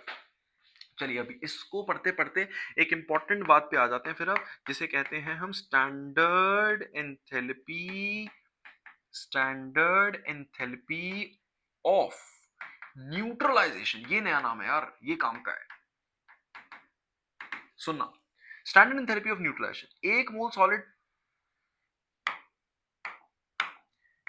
मोल strong acid plus 1 mole strong base जब रिएक्ट करते हैं, तो याद रखना रिएक्शन एंथैल्पी जो है, जिसको हम बेसिकली न्यूट्रलाइजेशन एंथैल्पी भी कहते हैं, ये पता है कितनी होती है बेटा? 57.1 kilo joules per mole negative बाहर निकलती है। इतनी एनर्जी जो है 57.1 किलो जूल एनर्जी इन्वॉल्व होती है और ये वैल्यू किसकी है, ये है न्यूट्रलाइजेशन एंथैल्पी की वैल्यू और फिक्स है। एक मोल स्ट्रॉन्ग एसिड, एक मोल स्ट्रॉन्ग एसिड, एक मोल स्ट्रॉन्ग बेस। और अगर आपके पास यही इनमें से कोई वीक आ गया, मान लो टीचर आपको कहता है कि एक मोल स्ट्रॉन्ग एसिड है और एक मोल वीक बेस है, तो क्या होगा, तो थोड़ी सी एनर्जी ना यूटिलाइज हो जाएगी। कहाँ यूटिलाइज हो जाएगी, उस वीक, जो तुमने वीक चीज ली है, जैसे ये स्ट्रॉन्ग एसिड है वो वीक बेस दिया, वीक बेस को तोड़ने में एनर्जी चाहिए तो तुम उसको एनर्जी दोगे, वो टूटेगा तो 57 में से कुछ एनर्जी कंज्यूम हो जाएगी, तो उसकी एंथैल्पी अगर तुमने वीक लिया तो 57 से कम होगी सर। ये बात लर्न कर लेना, बहुत आसान है सर, ठीक है, बढ़िया। चलिए सर आगे बढ़ते हैं। अब बात करते हैं एक और इंपॉर्टेंट एस्पेक्ट की, that is method to calculate enthalpies. बहुत बढ़िया, इस पे सर बात करनी बहुत जरूरी है क्योंकि न्यूमेरिकल्स भरे पड़े होते हैं इसके ऊपर। तो methods to calculate the enthalpies, यार देखो एक तो बहुत बेकार सा मेथड है जिसकी मतलब कोई पॉइंट ही नहीं है। देखो अगर आपको टीचर कहता है कि R से P एक कोई रिएक्शन हो रहा है और इनकी एंथैल्पी H1 है, इनकी एंथैल्पी H2 है, तो रेलेवेंट ही नहीं है कि अगर टीचर कभी कहता है कि इसकी रिएक्शन एंथैल्पी क्या होगी और आप लिख देते हो H2 - H1, जिसको टेक्निकली डेल्टा H कहते हैं, तो कोई पॉइंट ही नहीं है H2 - H1 करने का, क्योंकि ना तो H2 एब्सोल्यूट वैल्यू अपने को मिलने वाली है तो माइनस तो कैसे ही करेंगे। तो हाँ एक थियोरेटिकल पॉइंट तो है ना कि कर सकते हैं ऐसे, कोई बड़ी बात है नहीं। The second one, second method ये काम का है, ये बहुत काम का है, सुनना। ये मेथड कहता है कि अगर मैं आपको कोई रिएक्शन देता हूं, मान लीजिए मैं आपको कहता हूं कि A moles of A gas, B moles of B gas, या गैस नहीं, जरूरी नहीं गैस ही हो, कुछ भी हो सकता है, C moles of C and D moles of D, ठीक है, 4 लोग हैं। ये मेथड जो मैं सेकंड बताने जा रहा हूं, ये मेथड कहता है सर अगर आप कहीं पर भी किसी की रिएक्शन एंथैल्पी निकालने जा रहे हो तो उसका एक तरीका होता है कि आप क्या कीजिए, आप क्या करो, सम ऑफ फॉर्मेशन एंथैल्पीज निकाल दो, किसका, ऑफ प्रोडक्ट निकाल दो और उसमें से माइनस करवा दो sum of formation enthalpies of reactants. मतलब ये मेथड सिर्फ तब लग पाएगा, रिएक्टेंट्स, ये मेथड सिर्फ तब लग पाएगा जब इन चारों की फॉर्मेशन एंथैल्पी तुम्हारे पास गिवन होगी। जब चारों की फॉर्मेशन एंथैल्पी गिवन हो कि दुनिया में जब वो एक मोल बनता है तो उसमें इतनी वैल्यू होती है, अगर ये गिवन हो तो you can apply this formula. बहुत आसान है, कोई टेंशन वाली बात नहीं है। और कुछ केसेस ऐसे होते हैं जिनकी एंथैल्पी आपने पहले से जीरो लेनी है, जैसे कि कुछ एलिमेंटल है, जैसे S है रोम्बिक, इसकी एंथैल्पी जीरो लेनी है। नाइट्रोजन गैस हमें कोई नहीं बनानी पड़ती, एंथैल्पी जीरो लेनी है। ऑक्सीजन गैस हमें कोई नहीं बनानी पड़ती, एंथैल्पी जीरो लेनी है। कार्बन की ग्रेफाइट फॉर्म उठा लो, कार्बन की ग्रेफाइट फॉर्म नेचुरली एग्जिस्टिंग है, हम कुछ नहीं करते, इसकी एंथैल्पी भी जीरो उठानी है। ये कुछ फिक्स पॉइंट है जिनकी एंथैल्पी हमें लेनी ही जीरो है। फॉर्मेशन एंथैल्पी जीरो, अपने आप एग्जिस्ट कर रहे हैं, हम नहीं बना रहे, नेचर ने बना के दे दी, कोई टेंशन नहीं। इनकी formation enthalpy consider stay blessed form, formation enthalpy zero, खत्म। अब इसको यूज कैसे करना है और उस पर बात करते हैं, यूटिलाइजेशन कैसे करनी है इस बात की, उसके ऊपर आओ। देखो यूटिलाइजेशन में मैंने क्वेश्चन लिया है एक, अगर हम क्वेश्चन कर लें तो हम यूटिलाइजेशन इसकी सीख जाएंगे बड़े आराम से। आ जाओ देखिए क्वेश्चन क्या कह रहे हैं, आज आराम से पढ़ते हैं। Standard heat of formation of hydrazine, ये हाइड्रोजीन है भाई, ठीक है, हाइड्रोजन पेरोक्साइड मतलब H2O की और वाटर की, आर दिस, ये इन तीनों लोगों की 1 2 3 इनकी फॉर्मेशन एंथैल्पी गिवन है भाई, ठीक है, किलो जूल पर मोल रिस्पेक्टिवली। वो कह रहा है कैलकुलेट करो standard heat of formation, standard heat of formation मतलब कि स्टैंडर्ड एंथैल्पी ऑफ फॉर्मेशन निकालनी है ऑफ द फॉलोइंग रिएक्शन। कौन सा रिएक्शन है सर, रिएक्शन देख लो एक बार, ये है जी रिएक्शन, ये है जी रिएक्शन, ये है रिएक्शन। अब मेरे को इसका डेल्टा आर एच नॉट को फाइंड आउट करना है। अब आपने क्या करना है, आपने उसी कॉन्सेप्ट को जब अप्लाई करना है तो आप कैसे अप्लाई करेंगे, ध्यान दीजिए। सबसे पहले स्टूडेंट क्या करेगा, सबसे पहले वो एक फॉर्मूला डेवलप करेगा कि भैया डेल्टा आर एच नॉट निकालने का सबसे आसान इजी तरीका क्या है। सबसे आसान क्या करेगा वो, पहले प्रोडक्ट्स पे जाएगा, स्टूडेंट लिखेगा कि पहले उसको करना है फॉर्मेशन एंथैल्पी किसकी उठानी है सर, नाइट्रोजन की, क्योंकि उसका एक ही मोल लिखा हुआ है तो एक ही मोल उठाना है, फॉर्मेशन एंथैल्पी एक मोल के लिए होती है। प्लस वहां पे 4 मोल पानी बन रहा है तो 4 मोल्स, 4 मोल फॉर्मेशन एंथैल्पी के, ठीक है, 4 मोल 4 into the formation enthalpy of water, तो क्या बोला था मैंने ऊपर, प्रोडक्ट में जितने लोग हैं उनकी फॉर्मेशन एंथैल्पी उठाई, यहां पे पुट करनी है माइनस। माइनस किसको माइनस करना है सर? माइनस करना है इन लोगों को। अब आप लिखेंगे यहां पे फॉर्मेशन एंथैल्पी किसकी सर, किसकी? N2H4 की, है ना। और प्लस में फॉर्मेशन एंथैल्पी किसकी सर? ट्वाइस ऑफ, 2 मोल्स है ना उसके, तो फॉर्मेशन एंथैल्पी किसकी सर? H2O2 की। इजी कॉल है ना। अब शुरुआत करते हैं वैल्यूज पुट करने की। आओ जरा मेरे साथ, वैल्यूज पुट करने गए सर। सबसे पहले नाइट्रोजन आ गया, और मैं अभी मतलब विद इन 20 सेकंड पीछे हमने बात करी है कि सर ये बात ध्यान रखनी है कि इसकी फॉर्मेशन एंथैल्पी की वैल्यू जीरो है सर।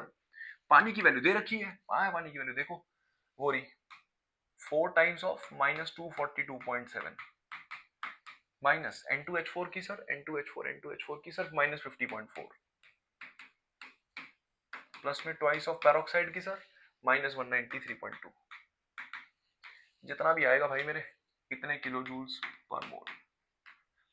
मेन बात कॉन्सेप्ट है, इसको ध्यान रखना है। याद रखो नाइट्रोजन था, ऊपर ही बात करी थी हम लोगों ने अभी थोड़ी देर पहले कि नाइट्रोजन कुछ ऐसी गैसेस हैं जिनका जीरो उठाना है फॉर्मेशन एंथैल्पी को, तो नाइट्रोजन गैस की फॉर्मेशन एंथैल्पी हमने जीरो उठा ली है sir.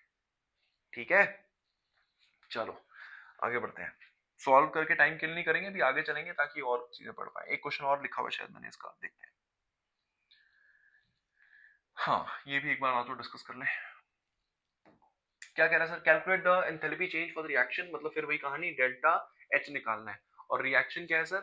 Methane plus 2O2 carbon dioxide water. तो मैं काम करता हूं ना, सबसे पहले तो हम आराम से अपना एक्सप्रेशन बना लें सर। आ जाओ, let's make the expression first.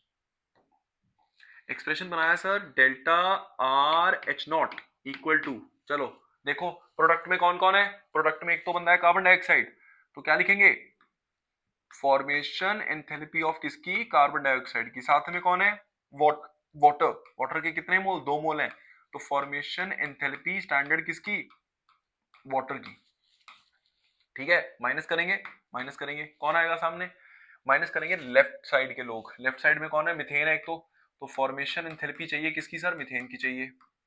Plus में सर ट्वाइस, 2 मोल फॉर्मेशन एंथैल्पी किसकी चाहिए सर? ऑक्सीजन की चाहिए। फाइन, सारी वैल्यूज अपने पास है सर। कार्बन डाइऑक्साइड की वैल्यू क्या है? कार्बन डाइऑक्साइड की देखो, enthalpy of formation of carbon dioxide दूसरे नंबर पे रिस्पेक्टिवली क्या रखा है? तो 393.5, इट इज नेगेटिव 393.5। प्लस में twice of the formation enthalpy of water. Water की फॉर्मेशन एंथैल्पी कितनी है जी? मिथेन की एरी, वाटर की एरी। हाँ, तो फिर मैंने कार्बन डाइऑक्साइड की गलत पुट कर दी। कार्बन डाइऑक्साइड की -280 नहीं, 393.5 ही पुट करिए, ठीक है। वाटर की वैल्यू दे रखी है -285.8 minus formation enthalpy of methane is -74.8 plus में ऑक्सीजन। अभी ऊपर बात करी थी, ऑक्सीजन की फॉर्मेशन एंथैल्पी क्या काउंट करनी है? जीरो, कुछ नहीं काउंट करनी। तो let's take that value as zero. जितना भी आएगा सर यहां से सॉल्व करके, इतने kilo joules per mole will be the resultant value sir. ठीक है, चलिए सेव कर लेते हैं और आगे बढ़ते हैं फटाफट।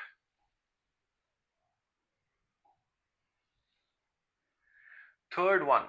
अब थर्ड वन एक और तरीका है भाई हमारा एंथैल्पीज निकालने के लिए। इसके लिए क्वेश्चन निकाला हुआ हमने। एक तीसरा तरीका भी एंथैल्पीज निकालने का जो बॉन्ड एंथैल्पीज पे डिपेंड करता है।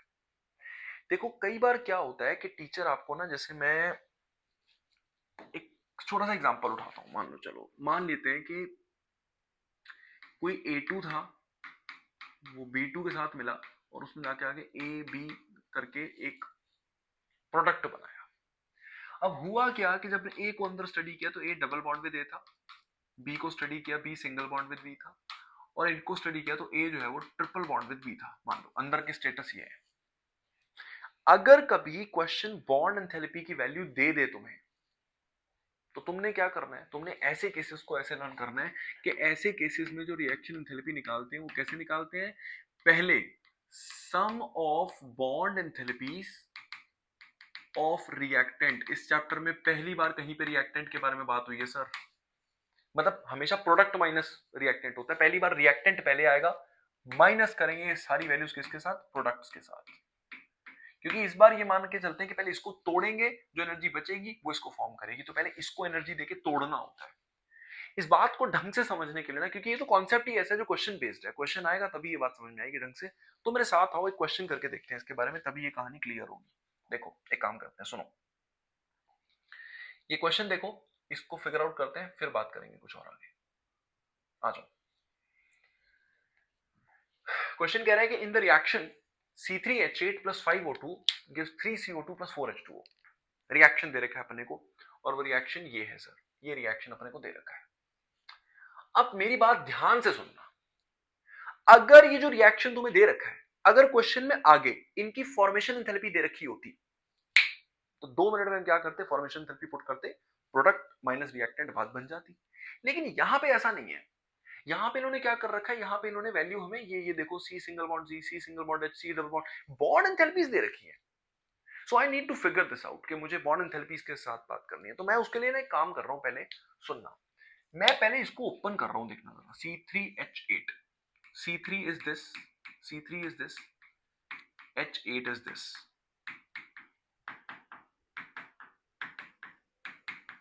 O2, O2, CO2, H2O, ये H2O। अब मैं अगर बात करूं कि भैया कैलकुलेट डेल्टा H निकालना है, तो मैं एक सिंपल सा काम करने वाला हूं। मैं पहले जाऊंगा और इसकी लेफ्ट साइड को पिक करूंगा। ध्यान देना बच्चों, मैं आंसर निकालने गया, रिएक्शन एंथैल्पी किसके इक्वल होगी। हमने ऊपर बात करी थी कि लेफ्ट साइड की बॉन्ड एंथैल्पीज। मैं चाहता हूं कि लेफ्ट साइड का एक एक एटम अलग हो जाए। आप मुझे बताओ, अगर मैं इसका एक एक एटम अलग करना चाहूं तो मुझे कितनी एंथैल्पी किस किस चीज की देनी होगी।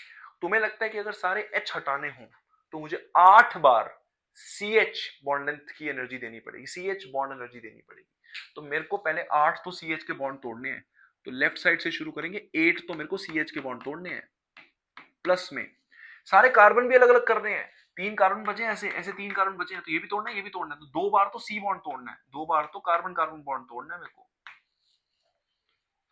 फिर बैलेंसिंग चेक करो, चलो इसके आगे तो कुछ नहीं है, थैंक्स टू गॉड, तो यही हो गया।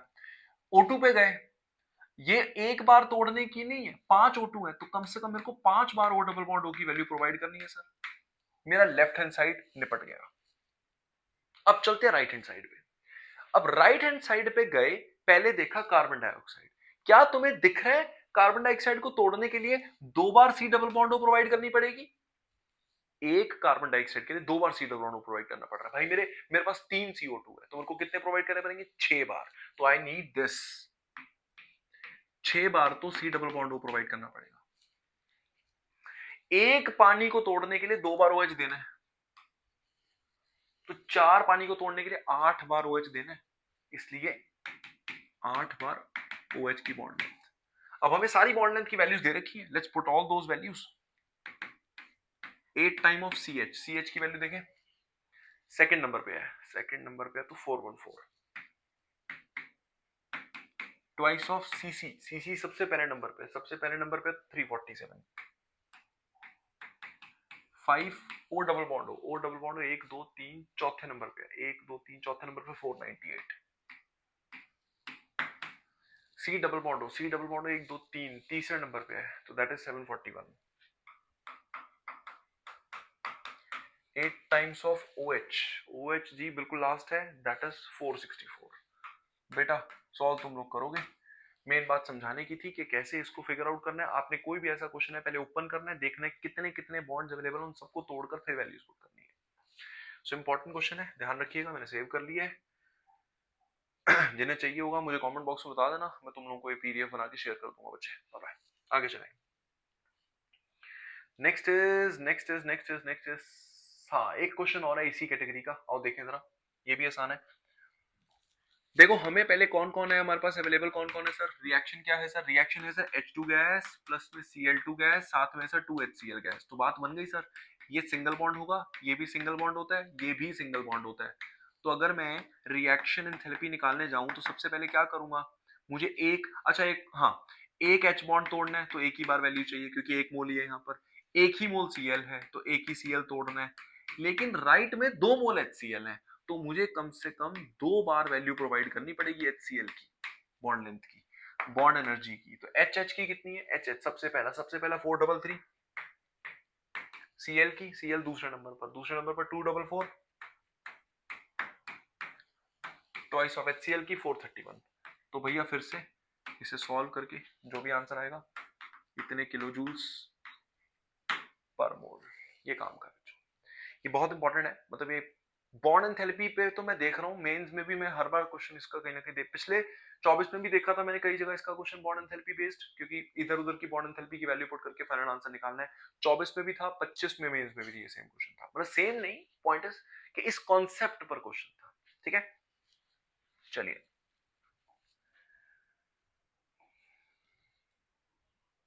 Hedge law of thermodynamics.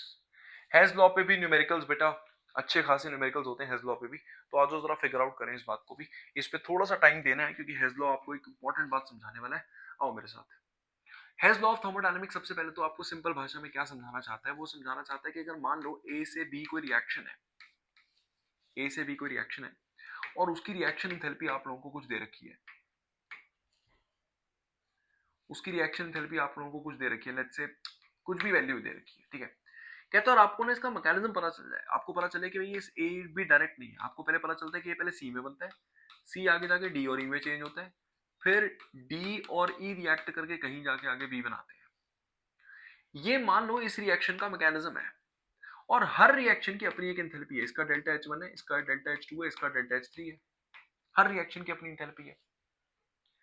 तो रिएक्शन एंथैल्पी अगर हर रिएक्शन की अपनी अपनी है तो सबसे पहला काम हेज लॉ कहता है कि अगर इसका मैकेनिज्म यही है तो इन तीनों की वैल्यू को ऐड करोगे तो आपके पास रिजल्टेंट की वैल्यू आ जाएगी। मतलब हेज लॉ कहता है डेल्टा आर एच नॉट जो है ना वो इक्वल टू होगा delta H1 delta H2 delta H3। बस ये बात ध्यान रखना, इन तीनों को ऐड करके ये आना चाहिए। अगर इन तीनों को ऐड करके ये रिएक्शन आ रहा है तो इसकी एंथैल्पी इन तीनों का सम होगी, सीधी सीधी बात है। ठीक है, अब इसी पर एक क्वेश्चन है, एनसीईआरटी एग्जांपल है ये, और इसको मैं one of the important question मानता हूं भाई, क्योंकि ये क्वेश्चन बड़े काम का है, बहुत काम का क्वेश्चन है ये। देखना, क्वेश्चन कहता है जी इसके दो मेथड है करने के, फिलहाल हम हेज लॉ को अप्लाई कर रहे हैं क्योंकि ये क्वेश्चन बहुत आसान भी तरीके से हो सकता है, बट हम फिलहाल हेज लॉ अप्लाई करेंगे। ठीक है, सो क्वेश्चन कह रहा है combustion of 1 mole of benzene takes place. तो 1 मोल बेंजीन का कंबशन हो रहा है सर, तो अगर 1 मोल बेंजीन का कंबशन हो रहा है तो सबसे पहले तो 1 मोल को जला लो जरा एक बार चल के। 1 मोल को जलाओगे C6H6 प्लस में O2 will provide you CO2 plus में H2। 1 मोल को जला दिया आपने पकड़ के, ठीक है। बैलेंस करने के यहाँ 6 लगाया, ठीक है। बैलेंस करने गए तो यहाँ पर लग गया सर 6, यहाँ लग गया, नहीं सॉरी 3 यहाँ लग गया। अब दिक्कत परेशानी की बात क्या है कि 12 ऑक्सीजन ये रहे, 3 ये रहे, 15 ऑक्सीजन हो गए। अब मैं यहाँ पे 15/2 लगा देता हूँ क्योंकि 15/2 का मतलब हुआ 7.5, 7.5 को 2 से इंटू करूंगा तो 15 हो जाएंगे, तो ये बैलेंस रिएक्शन हो गया अपने आप में। फिर वो कह रहा है CO2 निकलती है, H2O निकलती है और 3267 जूल एनर्जी निकलती है। तो मैं यहाँ पे क्लियर कर दूं आप लोगों को कि मुझे इस रिएक्शन की एंथैल्पी गिवन हो गई। मैं इसको कुछ डेल्टा H लिख लेता हूँ फिलहाल, इस रिएक्शन की कुछ एंथैल्पी, और ये कंबशन एंथैल्पी है और वो बाहर की तरफ रिलीज हो रही है क्योंकि प्रोड्यूस कहा गया है, तो 3267 नेगेटिव लिखा जाएगा, इतने किलो जूल पर मोल, पहला काम। फिर सर हमें पूछा क्या जा रहा है, इस पे फोकस करो, और दिया क्या जा रहा है, और calculate the standard enthalpy of formation of benzene. देखो बेंजीन की फॉर्मेशन एंथैल्पी निकालनी है। बच्चे कई बार ये सोचते हैं कि सर मेरे को तो पता ही नहीं है बेंजीन कैसे बनता है, आप तो टेंशन ही लेनी। ये केस कहता है अगर आप बेंजीन बनाने जा रहे हो ना तो आप उसकी एलिमेंटल स्टेट उठा लो पकड़ के। जैसे आप बेंजीन बनाने जा रहे हो तो आप उसकी एलिमेंटल स्टेट पकड़ लो, कार्बन और हाइड्रोजन को जोड़ दो आपस में, इसके 6 मोल है 6 मोल, इसके 3 मोल है 3 मोल, ये लो। मतलब तुम्हारा एम इस रिएक्शन तक पहुंचना है, इसकी एंथैल्पी बेसिकली तुम्हें निकालनी है, याद रखना ये तुम्हारा एम है, तुम्हें इस तक पहुंचना है इस क्वेश्चन में। अब वो क्या प्रोवाइड कर रहा है, कह रहा है आपको standard enthalpy formation of carbon dioxide और पानी की प्रोवाइड कर दी। अब कार्बन डाइऑक्साइड की स्टैंडर्ड एंथैल्पी कैसे होगी, C+O2 गिव CO2, ठीक है। इसकी एंथैल्पी अगर आपको वो प्रोवाइड कर रहा है तो इसकी एंथैल्पी अगर आपको प्रोवाइड कर रहा है, कितनी प्रोवाइड कर रहा है जी कार्बन डाइऑक्साइड की, -393.5 किलो जूल पर मोल, कोई दिक्कत नहीं सर। तीसरा एक और उसने रिएक्शन दे रखा है, क्या रिएक्शन दे रखा है कि पानी की भी दे रखी है सर। पानी पे जाओगे तो C2 + H2 + H2, याद रहे फॉर्मेशन एंथैल्पी है। फॉर्मेशन एंथैल्पी जिसकी भी होती है तो 1 मोल को चीज बननी चाहिए, तो पानी को 1 मोल बनाए रखने के लिए मैं यहाँ पे 1/2 ला रहा हूँ, तब मैं क्या पाऊंगा, ये फॉर्मेशन एंथैल्पी है। तो इसकी मेरे को वैल्यू कितनी दे रखी है फॉर्मेशन एंथैल्पी की सर, -285.83। अब याद रहे, ये तीन रिएक्शन अपने को गिवन है। इन तीनों को कचोड़ मचोड़ के कुछ करके यहां पहुंचना है, अपने को यहां पहुंचना है। तो यहां पहुंचने के लिए पहला काम जो मैं करने वाला हूं, जो पहला रिएक्शन तुम्हें दिख रहा है, मैं उसको पलट रहा हूं। पलटने का मतलब मुझे बेंजीन राइट में चाहिए और मेरे पास अवेलेबल लेफ्ट में, तो मैं इसको पलट रहा हूं उठा के।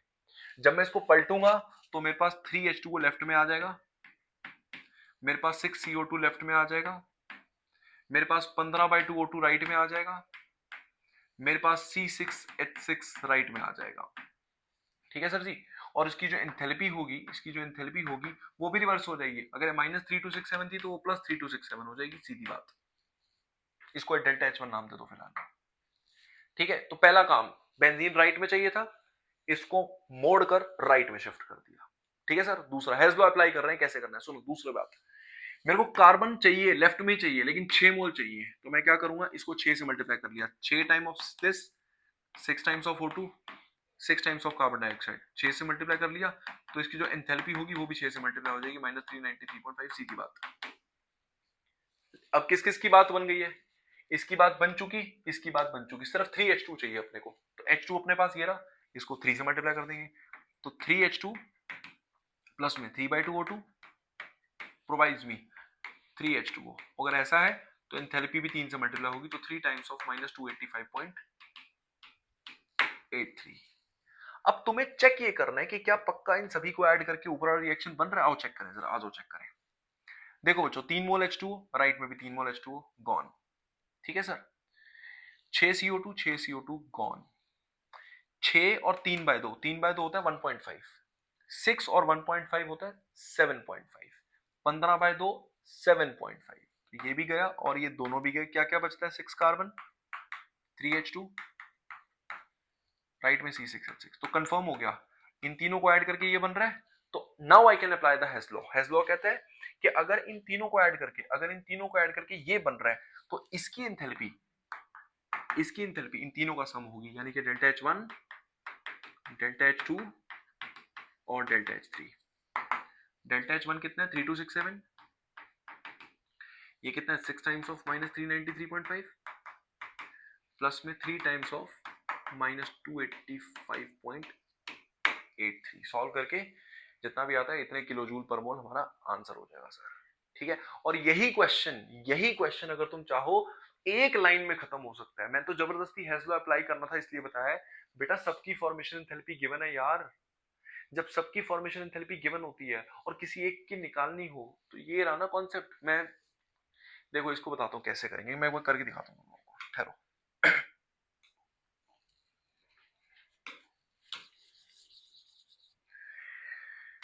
इसी क्वेश्चन को अगर मैं तुम्हें कहूं रिएक्शन एंथैल्पी, इस क्वेश्चन की रिएक्शन एंथैल्पी क्या होगी, इसको देखना एक बार जरा। क्या मैं कह सकता हूं इसकी फॉर्मेशन एंथैल्पी, और इस क्वेश्चन में यही डिमांड की गई है x, 15/2O2, ऑक्सीजन की होती 0 है। एक सेकंड, राइट साइड से शुरू करते हैं, प्रोडक्ट माइनस रिएक्टेंट। पहले इसकी 6 टाइम्स ऑफ CO2 की वैल्यू, फॉर्मेशन एंथैल्पी दे रखी है CO2 की कितनी है सर, CO2 की दे रखी है -393.5, प्लस में 3 मोल पानी की कितनी है सर, -285.83।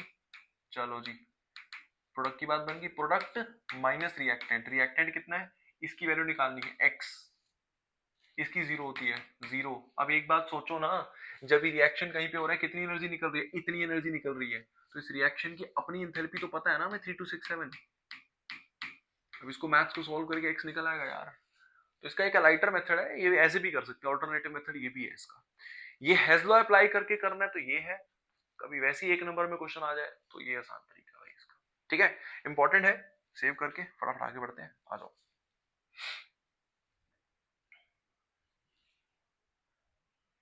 लैटिस एंथैल्पी, बढ़िया, आ जाओ भाई। लैटिस एंथैल्पी एक अपने आप में बहुत इंपॉर्टेंट एस्पेक्ट है, क्योंकि इसके अंदर हम लोग क्या करते हैं, टीचर अगर आपसे कभी पूछे what do you understand by the term called lattice enthalpy, तो आपने कहना है energy required to break 1 mole of an ionic substance. अगर आपके पास कोई आयनिक सब्सटेंस अवेलेबल हो, मैं एक बार रिकॉर्डिंग चेक करूं बेटा, कंटिन्यूड है कि नहीं एक बार। हाँ यस, बढ़िया, एक सेकंड। ठीक है। तो energy required to break 1 mole of ionic कोई भी आयनिक सब्सटेंस तुम्हारे पास अवेलेबल हो, अगर तुम उसका एक मोल तोड़ने की कोशिश में लगे हुए हो, तो जितनी एनर्जी इन्वॉल्व होगी उसे हम लैटिस एंथैल्पी कहते हैं। सीधी बात है सर। तो निकालें कैसे कैसे करें, तो सुनो। तो इसको पढ़ने के लिए एक ही तरीका है, आप क्या करो, एक क्वेश्चन ही उठा लो कि जी कैलकुलेट कर दो लैटिस एंथैल्पी ऑफ NaCl कि NaCl की लैटिस एंथैल्पी है कितनी। इसको हम जो अभी जो करने वाला हूं मैं, उसको बॉर्न हैबर साइकिल कहते हैं। बॉर्न हैबर साइकिल कहते हैं।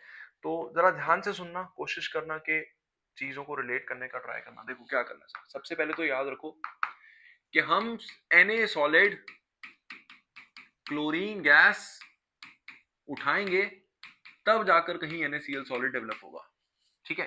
And it takes lot of thing, क्योंकि आप रियलिटी चेक देख रहे हो कि मेरे पास सॉलिड मेरे पास सोडियम सॉलिड फॉर्म में है, मेरे पास क्लोरीन गैस है। तो जब ये लोग रिएक्ट करेंगे तभी जाकर मेरे को NaCl मिलने वाला है। तो मैं रियलिस्टिक ग्राउंड पे तुम्हें बताऊं, ऐसा बनने में बहुत कुछ करना पड़ेगा पहले। तो पहले सोडियम लेवल पे चेक करते हैं सारी चीजें। पहले हम सोडियम लेवल पे चेक करेंगे, सोडियम को वहां तक ले जाने में क्या क्या हमें करना पड़ेगा। और पहले तो सोडियम, फिलहाल ये सॉलिड है बंदा, पहले तो इसको सोडियम गैस बनाना पड़ेगा। क्यों गैस बनाना पड़ेगा? क्योंकि मैं आपको बता दूं NaCl के अंदर Na+ जो है, Na+ और Cl- अवेलेबल है। प्लस माइनस बनाने के लिए बहुत कुछ करना पड़ेगा, इलेक्ट्रॉन निकालने के लिए बहुत आइसोलेटेड गैसियस एटम चाहिए होता है। तो पहले Na को गैस में लेके जाओगे। जब तुम गैस में लेके जाओगे तो जो एंथैल्पी इन्वॉल्व होगी उसको क्या कहेंगे? Sublimation enthalpy. फिर तुम इसमें से एक इलेक्ट्रॉन निकालोगे। जब तुम एक इलेक्ट्रॉन बाहर निकालोगे तब तुम इसको क्या बोलोगे? तब तुम इसको बोलोगे कौन सी एनर्जी दी हमने तुम्हें? हमने तुम्हें दी आयोनाइजेशन एंथैल्पी, तब जाके इलेक्ट्रॉन बाहर आएगा। तो अभी Na+ बन गया है ना। फिर चलते क्लोरीन के केस पे। अब क्लोरीन के केस पे दिक्कत क्या हो रही है कि क्लोरीन पे पहले तो chlorine as a Cl2 present होती है। अब Cl2 को तुम तोड़ते हो तो तुम क्या देखोगे? सबसे पहले तो एक बात तो बहुत इंपॉर्टेंट समझनी पड़ेगी कि जब ये टूटेगा तो तुम्हें 2 Cl मिलेंगे। इसे एटमाइजेशन एंथैल्पी कहते हैं, या बॉन्ड डिसोसिएशन एंथैल्पी भी कह सकते हो। ये डिसोसिएशन एंथैल्पी है, ठीक है, डिसोसिएशन एंथैल्पी है ये। परेशानी की बात ये है कि वो एक क्लोरीन बनाना है हम लोगों को, क्योंकि मैं एक ही क्लोरीन चाहता हूं राइट में। तो फिर मैं इसको आधा करके चलूंगा।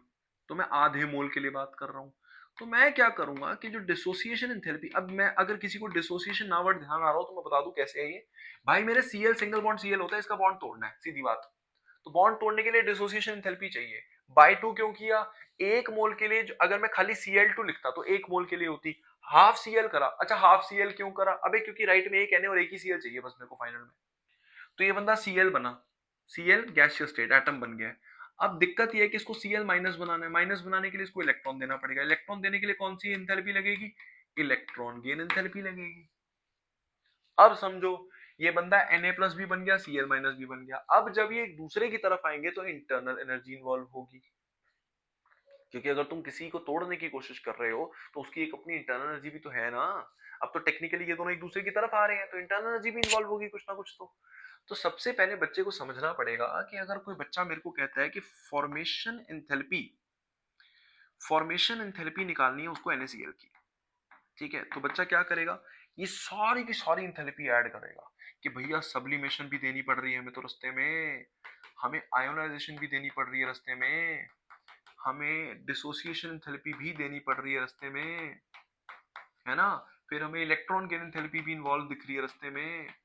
फिर लास्ट में जब ये दोनों जुड़ेंगे तब इंटरनल एनर्जी भी इन्वॉल्व होगी, इंटरनल एनर्जी भी होगी। और आपको बता दूं इंटरनल एनर्जी NaCl की अंदर की जितनी इंटरनल एनर्जी है, अगर मैं बाहर से वो सारी प्रोवाइड कर दूं तो वो बिखर जाएगा, वो टूट जाएगा। तो मैं पता क्या कर रहा हूं, मैं इस कॉन्सेप्ट से इसकी इंटरनल एनर्जी निकालने वाला हूं। तो कैसे करेंगे सुनो। अभी हम क्या करेंगे, इसको उठा के पूरे को लेफ्ट लाएंगे, या ये कह लो आप बाकी सबको उठा के लेफ्ट ले आओ। तब आपको क्या होगा, यहां से ना डेल्टा यू की वैल्यू मिलेगी पहले तो। और बच्चा कहता है डेल्टा यू की वैल्यू मेरे को कैसे मिलेगी? Let me tell you something बेटा। Formation enthalpy of NaCl paper में दी जाएगी, सब्लिमेशन दी जाएगी, आयनाइजेशन दी जाएगी, डिसोसिएशन दी जाएगी, ये दी जाएगी। आपको सिर्फ अप्लाई करके डेल्टा यू निकालना होगा। और बाय चांस मुझे इसकी वैल्यू याद है, NaCl का काम बड़ा आता है, इसके अप्रॉक्स होती है इसकी वैल्यू, ठीक है, 787.6 इतनी इंटरनल एनर्जी जो है वो इन्वॉल्व्ड है। फाइन, जब इतनी इंटरनल एनर्जी इसकी अपनी है, अब सोचो अगर मैं बाहर से इतनी एनर्जी प्रोवाइड कर दूं तो ये टूट जाएगा। इसका मतलब अगर टीचर कल को मुझे पूछती है कि लैटिस एंथैल्पी क्या होगी,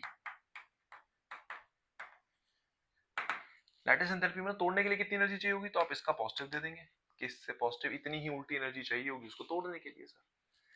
तो ये बड़ा ही बॉर्न हैबर साइकिल कहते हैं इसको, ये क्विक रिवीजन में एनएससीएल की पढ़ लो तो और कुछ नहीं चाहिए सर। ठीक है, सेव करके फटाफट आगे बढ़ते हैं।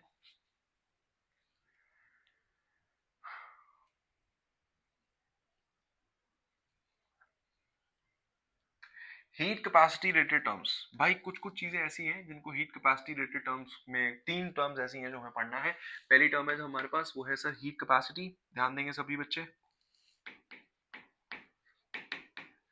हीट कैपेसिटी, हीट कैपेसिटी का मतलब होता है आपके पास कितना भी कोई चीज प्रेजेंट हो, कितनी भी अमाउंट प्रेजेंट हो, इसको कहते हैं energy required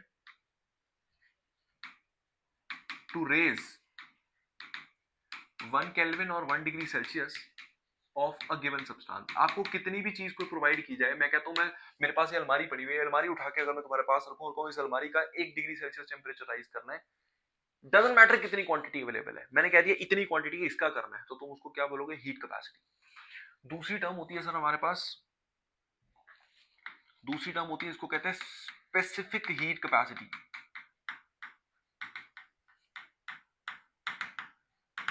specific heat capacity क्या कहती है, स्पेसिफिक हीट कैपेसिटी कहती है कि आपको हम 1 ग्राम प्रोवाइड करेंगे कोई चीज, इसको कहते हैं sir energy required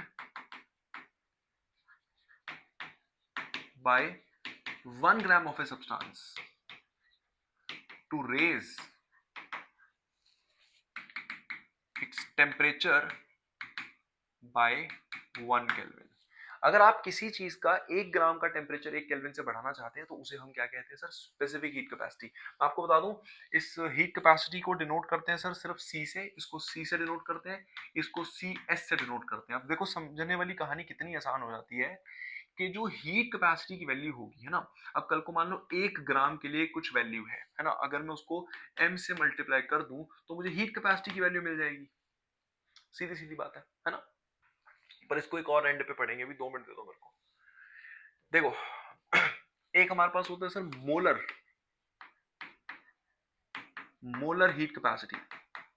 molar heat capacity क्या होगा, इट इज फॉर 1 मोल। किसी का भी 1 मोल तुम्हें प्रोवाइड हो जाए, अब मैं तुम्हें एक सिंपल सी भाषा में बात बताता हूं, 5 किलो पानी पड़ा हुआ है, टीचर कहे इसको कितनी हीट एनर्जी चाहिए 1 डिग्री सेल्सियस राइज करने के लिए, तो आप उसको हीट कैपेसिटी वर्ड दे दो। बहुत सारी क्वांटिटी पड़ी हुई है, अनडिफाइंड क्वांटिटी पड़ी हुई है, मान लीजिए कल को टीचर कहती है 1 ग्राम पड़ा हुआ है पानी, तो कितना चाहिए, तो उसको कहेंगे सर स्पेसिफिक हीट कैपेसिटी। कल को टीचर आपको कहे 1 मोल पानी पड़ा हुआ है, 18 ग्राम पानी पड़ा हुआ है, उसका 1 डिग्री सेल्सियस रेज करना है, कितनी एनर्जी चाहिए, क्या बोलोगे, मोलर हीट कैपेसिटी। ठीक है, कल को एक और कहानी भी लर्न कर सकते हो, कल को अगर आपको टीचर कहता है बेटा कि कितनी एनर्जी, कितनी हीट एनर्जी देनी पड़ेगी किसी का टेम्परेचर राइज करने के लिए, तो आप याद रहे कितनी हीट एनर्जी देनी पड़ेगी किसी का टेम्परेचर राइज करने के लिए। मान लो टीचर कल को तुम्हें कहती है एल्यूमिनियम का टेम्परेचर मेरे को 20 डिग्री सेल्सियस राइज करना है, तो क्या फॉर्मूला लगाओगे और कितना एल्यूमिनियम अवेलेबल है, ये सब मैटर करता है।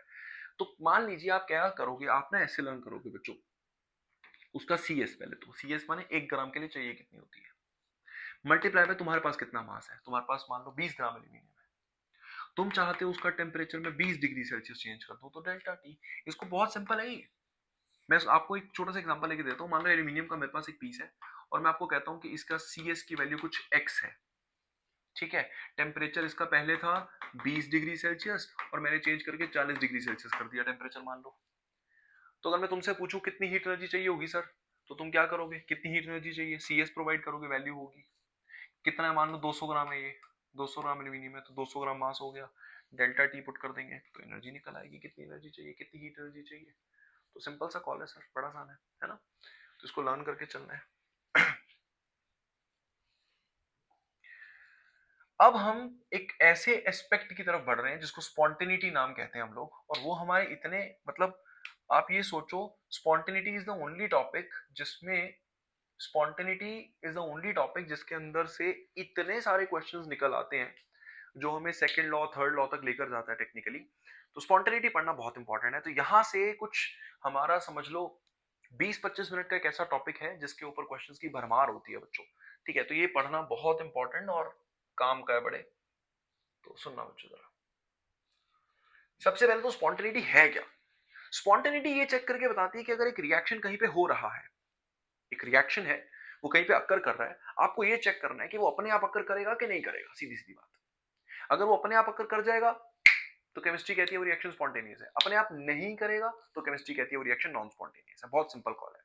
तो आपने क्या करना है सर, आपने सबसे पहले तो स्पॉन्टेनिटी को इस तरीके से जानना है कि स्पॉन्टेनिटी के दो फैक्टर्स, मतलब स्पॉन्टेनिटी बेसिकली क्या है। स्पॉन्टेनिटी, अगर कोई कहे कि रिएक्शन स्पॉन्टेनियस है, रिएक्शन स्पॉन्टेनियस है, तो इसका मतलब वो ऑन इट्स ओन हो रहा है, हम कोई काम नहीं कर रहे उसके लिए, वो अपने आप हो रहा है। जैसे जैसे मैं कोई एग्जांपल उठाऊं अगर, तो मान लो चाय है, चाय का ठंडा हो जाना, चाय गरम गरम चाय बन के आई, उस चाय को ठंडा करने के लिए मेरे को फाइट ही नहीं करनी पड़ रही, वो चाय अपने आप ठंडी हुई जा रही है, तो प्रोसेस स्पॉन्टेनियस है। ठीक है, मैं रूम टेम्परेचर पे मैंने आइस ला के रख दी, रूम टेम्परेचर पे आइस अपने आप पानी में चेंज हो रही है, स्पॉन्टेनियस रिएक्शन है ना। फोटोसिंथेसिस के लिए मैं कोई फाइट नहीं मार रहा, मेरे लिए तो वो भी स्पॉन्टेनियस है ना। जंग लगने के लिए मैं कोई फाइट नहीं मार रहा, मेरे लिए रस्टिंग भी, मेरे लिए रस्टिंग प्रोसेस भी स्पॉन्टेनियस है, अपने आप हो रही है, मैं तो कुछ फाइट नहीं मार रहा उसके लिए। तो स्पॉन्टेनियस मतलब जो अपने आप हो जाते हैं सर। ठीक है, अच्छा, अब मान लीजिए मैं आपको कहता हूं कि मेरे पास एक और टर्म आती है जिसको हम कहते हैं नॉन स्पॉन्टेनियस। एक टर्म आती है जिसको कहते हैं नॉन स्पॉन्टेनियस। नॉन स्पॉन्टेनियस मतलब not on its own, they can occur with a driving force. कोई बाहर से ड्राइविंग फोर्स चाहिए तभी ये रिएक्शन हो पाएगा। जैसे चाय बनाने के लिए अगर मैं चाय के बीकर के अंदर किसी कंटेनर के अंदर पानी डाल दूं, चीनी डाल दूं, पत्ती डाल दूं, दूध डाल दूं, इलायची डाल दूं, अदरक डाल दूं, सब डाल दूं, गैस ऑन ही ना करूं तो चाय नहीं बनेगी भाई। क्योंकि चाय बनने के लिए एक पर्टिकुलर टेम्परेचर चाहिए, जब तक वहां नहीं पहुंचोगे तब तक चाय बननी शुरू नहीं हो पाएगी। सीधी सीधी बात है सर। तो तुमने क्या लर्न करना है कि अगर तुम चाहते हो कि चाय बने तो तुम्हें उसको हीट करना पड़ेगा, मतलब तुम्हारा एफर्ट नीडेड है, तुम्हारी इन्वॉल्वमेंट नीडेड है। अब चाय ठंडी अपने आप हो रही थी पर बनानी हमें पड़ेगी। तो ये जो हमें एफर्ट मारना पड़ रहा है ना, वो जो एफर्ट डालना पड़ रहा है रिएक्शन के अंदर, वो नॉन स्पॉन्टेनिटी की तरफ लेकर जाता है। अब जैसे मैं रूम टेम्परेचर पे हूं इस समय और कैल्शियम कार्बोनेट जो है, मार्बल जो है मेरे पास, ये मार्बल अपने आप पिघल नहीं रहा, तो मार्बल का पिघलना नॉन स्पॉन्टेनियस हुआ, नहीं पिघल रहा अपने आप। इस कमरे में मेरे पास बॉटल पड़ी है पानी की, उस पानी, जितना पानी है वो सारा का सारा पानी एक सेकंड में वेपोराइज नहीं हो रहा। फिलहाल के लिए वो प्रोसेस नॉन स्पॉन्टेनियस है, अभी नहीं हो रही। कल को मैं ऐसे टेम्परेचर जोन में चला जाऊं जहां पे हो सके तो शायद हो जाएगी, कोई दिक्कत नहीं है। अभी नहीं है वो, है ना। तो जो चीजें अभी नहीं हो पा रही एट दी मोमेंट विदाउट किसी ड्राइविंग फोर्स के, उन्हें हम नॉन स्पॉन्टेनियस कैटेगरी में डाल देते हैं। अब ये टॉपिक क्यों पढ़ा जा रहा है, साइंटिस्ट एक्चुअली जानना चाहते थे कि स्पॉन्टेनिटी किस पे डिपेंड करती है। शुरू शुरू में बहुत सारे साइंटिस्ट ऐसे थे जिन्हें लगता था कि ये सिर्फ एंथैल्पी डिपेंडेंट है। उनको लगता था जितने रिएक्शन दुनिया में एक्सोथर्मिक होते हैं ना, ये उन्हीं पे डिपेंड करता है सब कुछ कि कौन सा रिएक्शन स्पॉन्टेनियस होगा। पर समय के साथ उन्हें पता लगा कि नहीं यार, एंथैल्पी के अलावा भी कोई तो एक फैक्टर है जिस पर ये सब कुछ डिपेंड करता है, and that factor is figured out as entropy. तो हमें एंट्रोपी पढ़नी पड़ेगी पहले चल के, रुको जरा।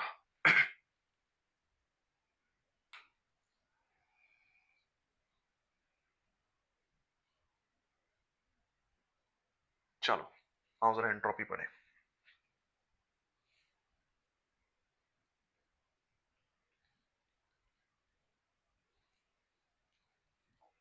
एंट्रोपी भाई इंपॉर्टेंट टॉपिक है, काम का है। एंट्रोपी को हम रैंडमनेस से जानते हैं, रैंडमनेस भी थोड़ा सा हलचल जैसे ही है। रैंडमनेस, अनसर्टेनिटी, या हमें जहां नहीं पता लग रहा कि कोई चीज कैसी है।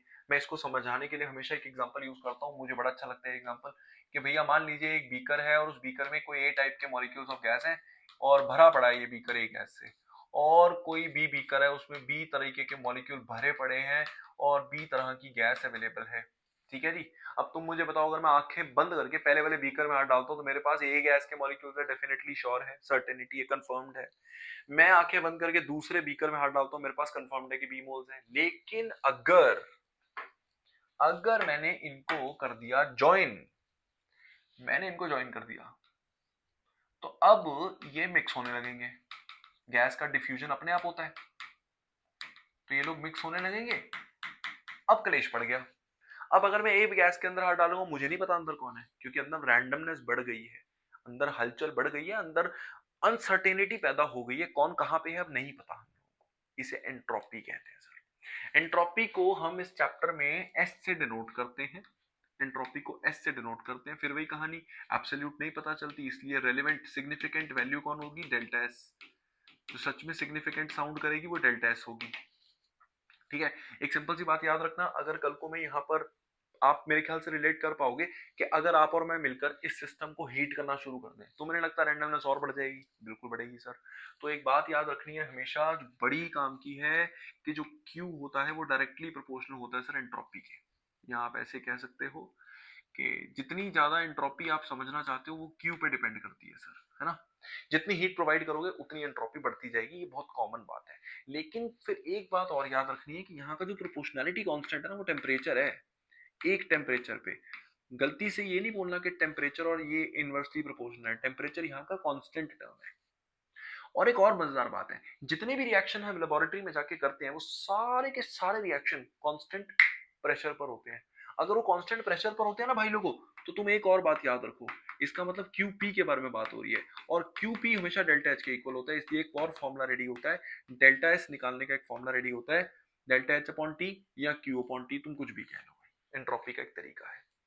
फिर एंट्रोपी के बारे में एक और बहुत बड़ी बात, एंट्रोपी के बारे में जो रट के रखनी है वो क्या है सर, एंट्रोपी का एक डिक्रीजिंग ऑर्डर है।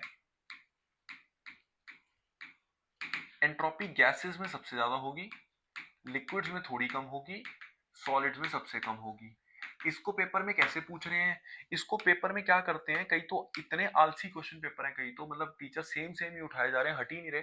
आप मानोगे नहीं, आप लोग भी देखोगे कई स्कूल ऐसे हैं जहाँ पे एक ही सेम रिएक्शन आ रहा है, पता नहीं क्यों रिएक्शन तक सेम आता है भाई। ये कई बार तो कहते हैं इसको हमने तोड़ा और Na2CO3 बना सॉलिड, कार्बन डाइऑक्साइड गैस बनी और H2O बना।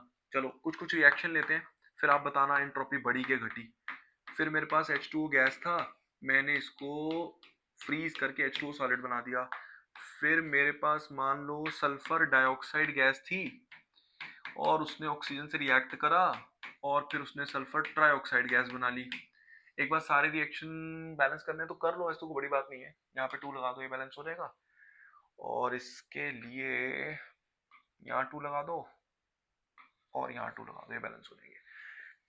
मान लो पेपर में रिएक्शन आ गया, टीचर ने पूछा एंट्रोपी बढ़ी है कि घटी है, तो कैसे निकालोगे, सुनना।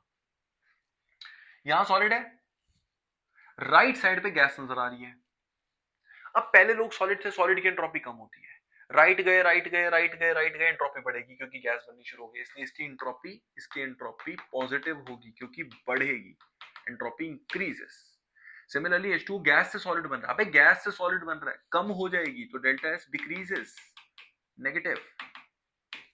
यहां पर अच्छा, यहां पे तो सारे गैस है तो क्या करें, यहाँ पे तो सारे के सारे गैस है, तो जहां ज्यादा मोल्स ऑफ गैस होंगे वहां एंट्रोपी ज्यादा होगी। तो यहाँ 2 मोल ये रहे, 1 मोल है, 3 मोल यहाँ है, 2 मोल वहां है। जहां ज्यादा number of moles of gas है वहां हलचल ज्यादा होगी, इसका मतलब राइट साइड तक जाते जाते हलचल कम हो जाएगी इस बार, तो एंट्रोपी डिक्रीज करेगी, मतलब नेगेटिव होगी। बहुत इंपॉर्टेंट है, याद रखना है, काम का पॉइंट है। इसी की वजह से जनरेट हो जाता है, इसी की वजह से जनरेट होता है एक और बहुत बड़ा हिस्सा जिसको कहते हैं second law of thermodynamics. Second law of thermodynamics को हम लोग पहले समझने से पहले एक छोटा सा काम करते हैं। इधर आओ जरा आप लोग, पहले तो एक बात समझो, सेकंड लॉ ऑफ थर्मोडायनेमिक्स पता क्या कहने की कोशिश करते हैं, ये कहते हैं कि आसपास के जो स्पॉन्टेनियस रिएक्शन हो रहे हैं ना हमारे आसपास, जितने स्पॉन्टेनियस रिएक्शन हो रहे हैं, दे आर इंक्रीजिंग, या यार आप एक काम करो, आप इस तरीके से भी पढ़ सकते हो उसको, ये कहते हैं entropy of universe, entropy of universe is always greater than 0। क्या? अच्छा, और क्यों? Due to spontaneous reactions around us. ये लॉ ना पता है क्या कहता है, इतनी सिंपल सी बात कहता है ये कहता है कि यूनिवर्स की एंट्रोपी आसपास बढ़ती ही जा रही है। यार इसको ना एक सिंपल सी भाषा में सोचते हैं। अब ये कमरा है, ये कमरा मैं अपने तरीके से सेट करके गया, मैं 1 घंटे बाद भी अगर आऊंगा ना तो ये कमरा ऐसा नहीं रहेगा, ये कमरा बहुत डिफरेंट हो जाएगा। शायद कहीं पे हल्की फुल्की रस्टिंग हो गई होगी, शायद कोई इंसेक्ट उड़ के कहीं और गया होगा, उसने हल्की सी इस कमरे की कॉन्फ़िगरेशन में चेंज लिया होगा। तो ये कोई भी चीज सेम नहीं रहती, एंट्रोपी इज ऑलवेज देयर। मतलब मैं इसको केमिस्ट्री से हट के बात करूं तो जैसे आपका स्टडी टेबल है जहां पे आप पढ़ते हो, आप उस स्टडी टेबल को जितना मर्जी अरेंज कर लो, नेचर का ही एक पार्ट है कि वो कुछ घंटों बाद, कुछ एक आध दिन बाद वो फिर मेस में आ जाएगा। It's a part of nature. Entropy एक, मेरे को मैं पर्सनली बात कर रहा हूँ, केमिस्ट्री का तो कोई पॉइंट नहीं यहाँ पे। मुझे लगता है एंट्रोपी जो है ना वो एक नेचर का एक अपना पैटर्न है। तुम कोई भी चीज उठाओ, उसको कितना मर्जी सेट कर लो, वो एक समय पे आके अपनी एक अलग रैंडमनेस डेवलप कर लेती है, एंड इट्स फिक्स्ड होता है। ठीक है, तो मैं उससे बाहर आते हैं, वापस आते हैं इस पे। तो एंट्रोपी ऑफ यूनिवर्स जो है हमेशा बढ़ती रहती है। अब एक बात तो पहले लर्न करो कि अगर कोई बच्चा यूनिवर्स की एंट्रोपी निकालना चाहता है तो पहले उसको एंट्रोपी ऑफ सिस्टम निकालनी होगी और फिर उसे एंट्रोपी ऑफ सराउंडिंग निकालनी होगी। एक तो वो ये बात समझे, दूसरी बात वो ये समझे कि अगर उसको प्रूव करना पड़ता है कहीं पर, अगर उसको कहीं पे प्रूव करना पड़ता है कि रिएक्शन स्पॉन्टेनियस है, तो लॉ तो कहता है कि जी यूनिवर्स की एंट्रोपी बढ़ती जाती है, यूनिवर्स की एंट्रोपी बढ़ती जाती है, लॉ तो ये कह रहा है। तो अब मेरी बात ना समझो, रियल लाइफ क्वेश्चंस में कैसे लेकर आओगे इस बात को ध्यान से सुनना। सुनो, मान लो तुम्हारे पास एक छोटा सा ये यूनिवर्स है, ये यूनिवर्स है, इसके अंदर एक रिएक्शन हो रहा है and that reaction is A+B providing C। ये एक रिएक्शन हो रहा है, ज्यादा टेंशन नहीं लेनी, एक सिंपल सा एक रिएक्शन है, ठीक है। अब इस रिएक्शन को अगर सिंपल सीधी भाषा में समझे तो मेरा ये छोटा सा सिस्टम है, ये छोटी सी सराउंडिंग है और ये यूनिवर्स है, मेरा इतना सा यूनिवर्स है। अब अगर मैं ये प्रूव कर दूं कि अगर मैं मतलब इस लॉ के हिसाब से चलूं, तो ये लॉ कहता है कि अगर यूनिवर्स की एंट्रोपी बढ़ रही है तो स्पॉन्टेनियस रिएक्शन की वजह से बढ़ रही है। तो अगर मैं प्रूव कर दूं कि इतने से यूनिवर्स की एंट्रोपी बढ़ रही है तो प्रूव हो जाएगा कि अंदर रिएक्शन स्पॉन्टेनियस है, ऑब्वियसली सर। तो आप क्या करोगे, बहुत आसान है। अगर आपका ये यूनिवर्स है, अगर आपका ये यूनिवर्स है, ये यूनिवर्स है, आप प्रूव कर दो कि इस छोटे से यूनिवर्स की जो एंट्रोपी है वो ग्रेटर देन 0 है, तो पक्का प्रूव कर पाओगे कि अंदर रिएक्शन स्पॉन्टेनियस है सर। और अगर आप इसी यूनिवर्स की एंट्रोपी को नेगेटिव प्रूव कर दो, कम मतलब गिरता हुआ दिखा दो, तो रिएक्शन डेफिनेटली क्या होगा सर, नॉन स्पॉन्टेनियस होगा। बहुत इंपॉर्टेंट बात है ये, इतनी इंपॉर्टेंट टर्म है ये कि सिर्फ अगर कोई बच्चा सिर्फ एंट्रोपी से चेक करना चाहे कि ये रिएक्शन स्पॉन्टेनियस है कि नहीं, तो कैसे चेक हो पाएगा, ये चेक हो पाएगा डेल्टा एस ऑफ यूनिवर्स निकाल के। इंपॉर्टेंट।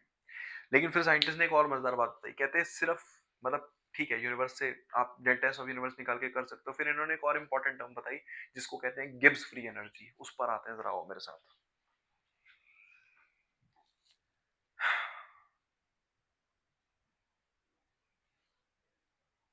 गिब्स फ्री एनर्जी, भाई लोगों, एक रिएक्शन में से कितना यूजफुल काम तुम बाहर निकाल पाओगे उसे गिब्स फ्री एनर्जी कहते हैं। दुनिया के बहुत सारे रिएक्शन ऐसे हैं जो एक्सोथर्मिक हैं लेकिन काम के नहीं है, यूजफुल एनर्जी बाहर नहीं निकालते। यूजफुल एनर्जी का मतलब बताता हूं आपको। मैं मार्केट से एक छोटा सा सेल खरीद के लाया, मैं मार्केट से एक छोटा सा सेल खरीद के लाया, उस सेल को मैंने देखा, उस सेल के अंदर केमिकल पड़ा हुआ है, वो केमिकल मेरे घर का मान लो घड़ी चलाने में एलिजिबल है। तो घड़ी चलाने में जो एनर्जी लग रही है वो कहां से आ रही है, उस केमिकल रिएक्शन से आ रही है। उस केमिकल रिएक्शन में इतनी कैपेबिलिटी है कि वो मेरे लिए उस वॉच, उस क्लॉक को चला पा रहा है भाई मेरे, मतलब मुझे रियल लाइफ में कोई वर्क डन मिल रहा है। तो दुनिया का कोई भी रिएक्शन जो real amount of work done बाहर निकालता है ना, उसे गिब्स फ्री एनर्जी कहते हैं। तो अगर आपसे टीचर कभी पूछे what do you understand by the term called Gibbs free energy, Gibbs free energy होती क्या है, तो आपने कहना है it is the actual amount of work done, actual amount of work done extracted from a reaction। एक reaction में से आप एक्चुअल अमाउंट ऑफ जो वर्क डन निकाल पाओगे उसे हम गिब्स फ्री एनर्जी कहते हैं। इसको डिनोट करेंगे सर डेल्टा जी से। इसको निकालने के फॉर्मूले हैं, उस पर बात करते हैं, बट पहले डेल्टा जी के बारे में दो बातें याद रखनी है। अगर कभी डेल्टा जी नेगेटिव होता है तो रिएक्शन स्पॉन्टेनियस होता है। यूनिवर्स से उल्टा है बेटा, याद रखना, रिएक्शन स्पॉन्टेनियस होता है इससे, ठीक है। और अगर कभी ये पॉजिटिव हो जाता है तो रिएक्शन जो है वो नॉन स्पॉन्टेनियस हो जाता है, नॉन स्पॉन्टेनियस हो जाता है सर वो रिएक्शन। डेल्टा जी निकालने के दो फॉर्मूले। डेल्टा जी निकालने का पहला formula delta H minus T delta S. ये बड़ा काम का फॉर्मूला है, बहुत काम का फॉर्मूला, याद रखेंगे आप सभी, ठीक है। उसके बाद सर एक और फॉर्मूला होता है delta G is equal to minus 2.303 R T log K. जिन बच्चों ने इक्विलिब्रियम चैप्टर पढ़ लिया है उनके लिए बता दूं, ये के जो है वो इक्विलिब्रियम कांस्टेंट है, इक्विलिब्रियम कांस्टेंट है, ये लॉग के इक्विलिब्रियम कांस्टेंट है, ठीक है। तो ये फॉर्मूले हमारे काम के हैं। अब इन फॉर्मूलोज में जो ये वाला फॉर्मूला है ना, इसको थोड़ा ज्यादा फिगर आउट करना है ढंग से, ठीक है। आओ जरा बात करते हैं।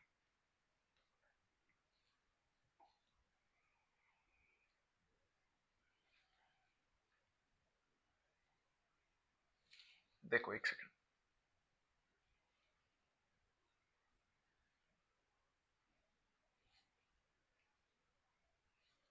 सुनना। देखो गिब्स फ्री एनर्जी का जो ये वाला फॉर्मूला है ना, delta G is equal to delta H minus T delta H, इसमें बहुत सारी कंडीशंस कई बार पूछ ली जाती हैं कि कब रिएक्शन स्पॉन्टेनियस होगा और कब रिएक्शन स्पॉन्टेनियस नहीं होगा। तो कुछ केसेस निकालने शुरू करते हैं। आओ जरा मैं केस नंबर 1 उठाता हूं, मेरी हेल्प करना बच्चों। केस नंबर 1, मान लो मैं आप लोगों को कहता हूं कि डेल्टा एच भी नेगेटिव है और डेल्टा एस भी नेगेटिव है। क्या लगता है रिएक्शन स्पॉन्टेनियस होगा या नहीं होगा, या नहीं प्रिडिक्ट कर पाएंगे, या कोई कंडीशन चाहिए जब हो पाएगा? तो सोचे विचारे क्या कर सकते हैं, आओ जरा मेरे साथ। मान लीजिए मैं इस कंडीशन पे अगर वर्कआउट करता हूं तो मुझे एक बात पता चलती है कि डेल्टा जी जो है, अगर ये भी नेगेटिव है और ये भी नेगेटिव है तो ये नेगेटिव हो गया, ये नेगेटिव नेगेटिव पॉजिटिव हो गया, तो ये ऐसा हो गया फिलहाल, ठीक है, ये ऐसा है। अब दो बातें इंपॉर्टेंट है यहां पर। देखो ये दोनों मिलकर पॉजिटिव हो गए और ये बंदा नेगेटिव है। अब मुझे तो नहीं पता कौन पॉजिटिव कौन नेगेटिव, कौन मतलब इनमें से कौन ज्यादा बड़ा छोटा, मुझे तो नहीं पता। तो हम एक कंडीशन डेवलप करेंगे, वो कंडीशन डेवलप करेंगे टेम्परेचर बेस्ड। अब सोचो अगर टेम्परेचर हाई हो, अगर टेम्परेचर की वैल्यू हाई हो, सोचना अगर टेम्परेचर की वैल्यू बहुत ज्यादा हाई होगी तो ये वाला जो फैक्टर है ये बड़ा होगा। जब ये वाला फैक्टर बड़ा होगा तो ये फैक्टर डोमिनेट करेगा आंसर में। जब ये फैक्टर डोमिनेट करेगा, अच्छा ये फैक्टर यहाँ पे क्या है, इस माइनस और इस माइनस की वजह से प्लस होता जा रहा है, तो मैं यहाँ पे क्लियर करूंगा कि अगर टेम्परेचर जो है, अगर टेम्परेचर यहाँ पे बहुत ज्यादा हाई हो जाए तब डेल्टा जी का जो आंसर है वो यहाँ पे पॉजिटिव आ जाएगा, क्योंकि ये डोमिनेट करेगा, पॉजिटिव आ जाएगा। और अगर पॉजिटिव आएगा तो इसका मतलब रिएक्शन कैसा हुआ, रिएक्शन हो गया सर नॉन स्पॉन्टेनियस। मैंने सिर्फ एक केस बताया है, आप ऐसे बहुत सारे केस बना सकते हैं खुद, जहाँ पे टीचर आपको बिल्कुल लिटरली समझा सकता है कि कौन कैसे बिहेव करेगा। अब जैसे मैं तुम्हें एक केस बताता हूँ, मान लीजिए मैंने आपको एक केस दिया जो हमेशा डेफिनेट है कि ऐसे ही होगा। देखो अगर डेल्टा एच नेगेटिव हो और डेल्टा एच पॉजिटिव हो, देखें रिएक्शन हमेशा स्पॉन्टेनियस आता है इस केस में, देखना डेल्टा जी इक्वल टू होता है sir delta H minus T delta S, ये होता है। अब अगर आपको टीचर कहता है डेल्टा एच सर नेगेटिव है, ये लो जी नेगेटिव है, डेल्टा एस पॉजिटिव है सर, अरे देखो कितना मजा आ गया, ये नेगेटिव पॉजिटिव नेगेटिव नेगेटिव होगा, ये भी नेगेटिव, तो पक्का दोनों नेगेटिव होंगे। तो इसका मतलब ये तो ऑलवेज नेगेटिव है। जब ये ऑलवेज नेगेटिव है तो डेल्टा जी नेगेटिव हो गया। जब डेल्टा जी नेगेटिव हुआ तो reaction will become spontaneous, reaction spontaneous हो जाएगा। तो ये कुछ तरीके हैं, लो टेम्परेचर हाई टेम्परेचर आप चेंज करके रिएक्शन को स्पॉन्टेनियस बना सकते हो। टीचर जो भी कंडीशन देगी उस अकॉर्डिंगली इसको चेंज कर देंगे आप सभी, ठीक है, कर लोगे, बढ़िया। लास्ट है एक चीज समझते हैं, आओ जरा, लास्ट है, आओ जरा, एक लास्ट थिंग है, इसको कहते हैं भी हम थर्ड लॉ।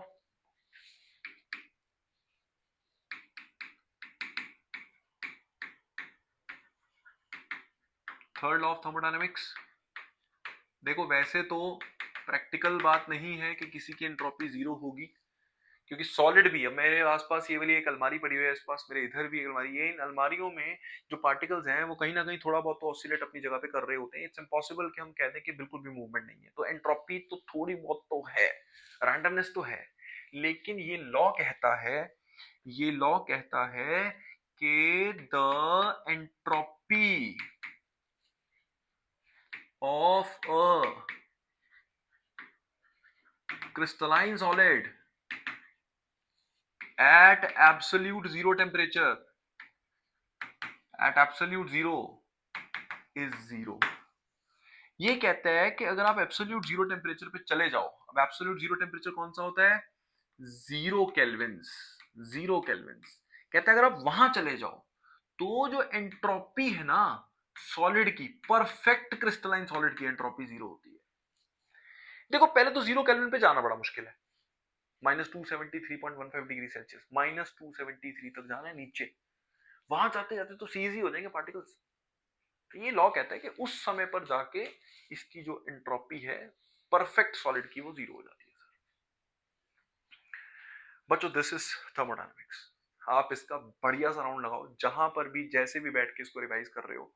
मेरी मानो, आप लोग ये करने के बाद क्वेश्चंस पे उतर जाओ, ठीक है? अगर किसी को असाइनमेंट चाहिए हो भाई मुझे बता देना, मैं असाइनमेंट का लिंक शेयर कर दूंगा। असाइनमेंट मैंने इसका बना रखा है line to line, NCERT line to line बना रखा है मैंने इसका असाइनमेंट, मैं वो शेयर कर दूंगा। थैंक यू फॉर वॉचिंग बच्चों। अच्छे से थर्मोडायनेमिक्स एक बार लगे तो इसको 1.5 पे लगा के दोबारा देख लेना, एक क्विक रिवीजन कर लेना। एक क्विक रिवीजन के लिए बनाया गया था बच्चों, ठीक है? Thank you for watching, thanks a lot बच्चों, बाय बाय।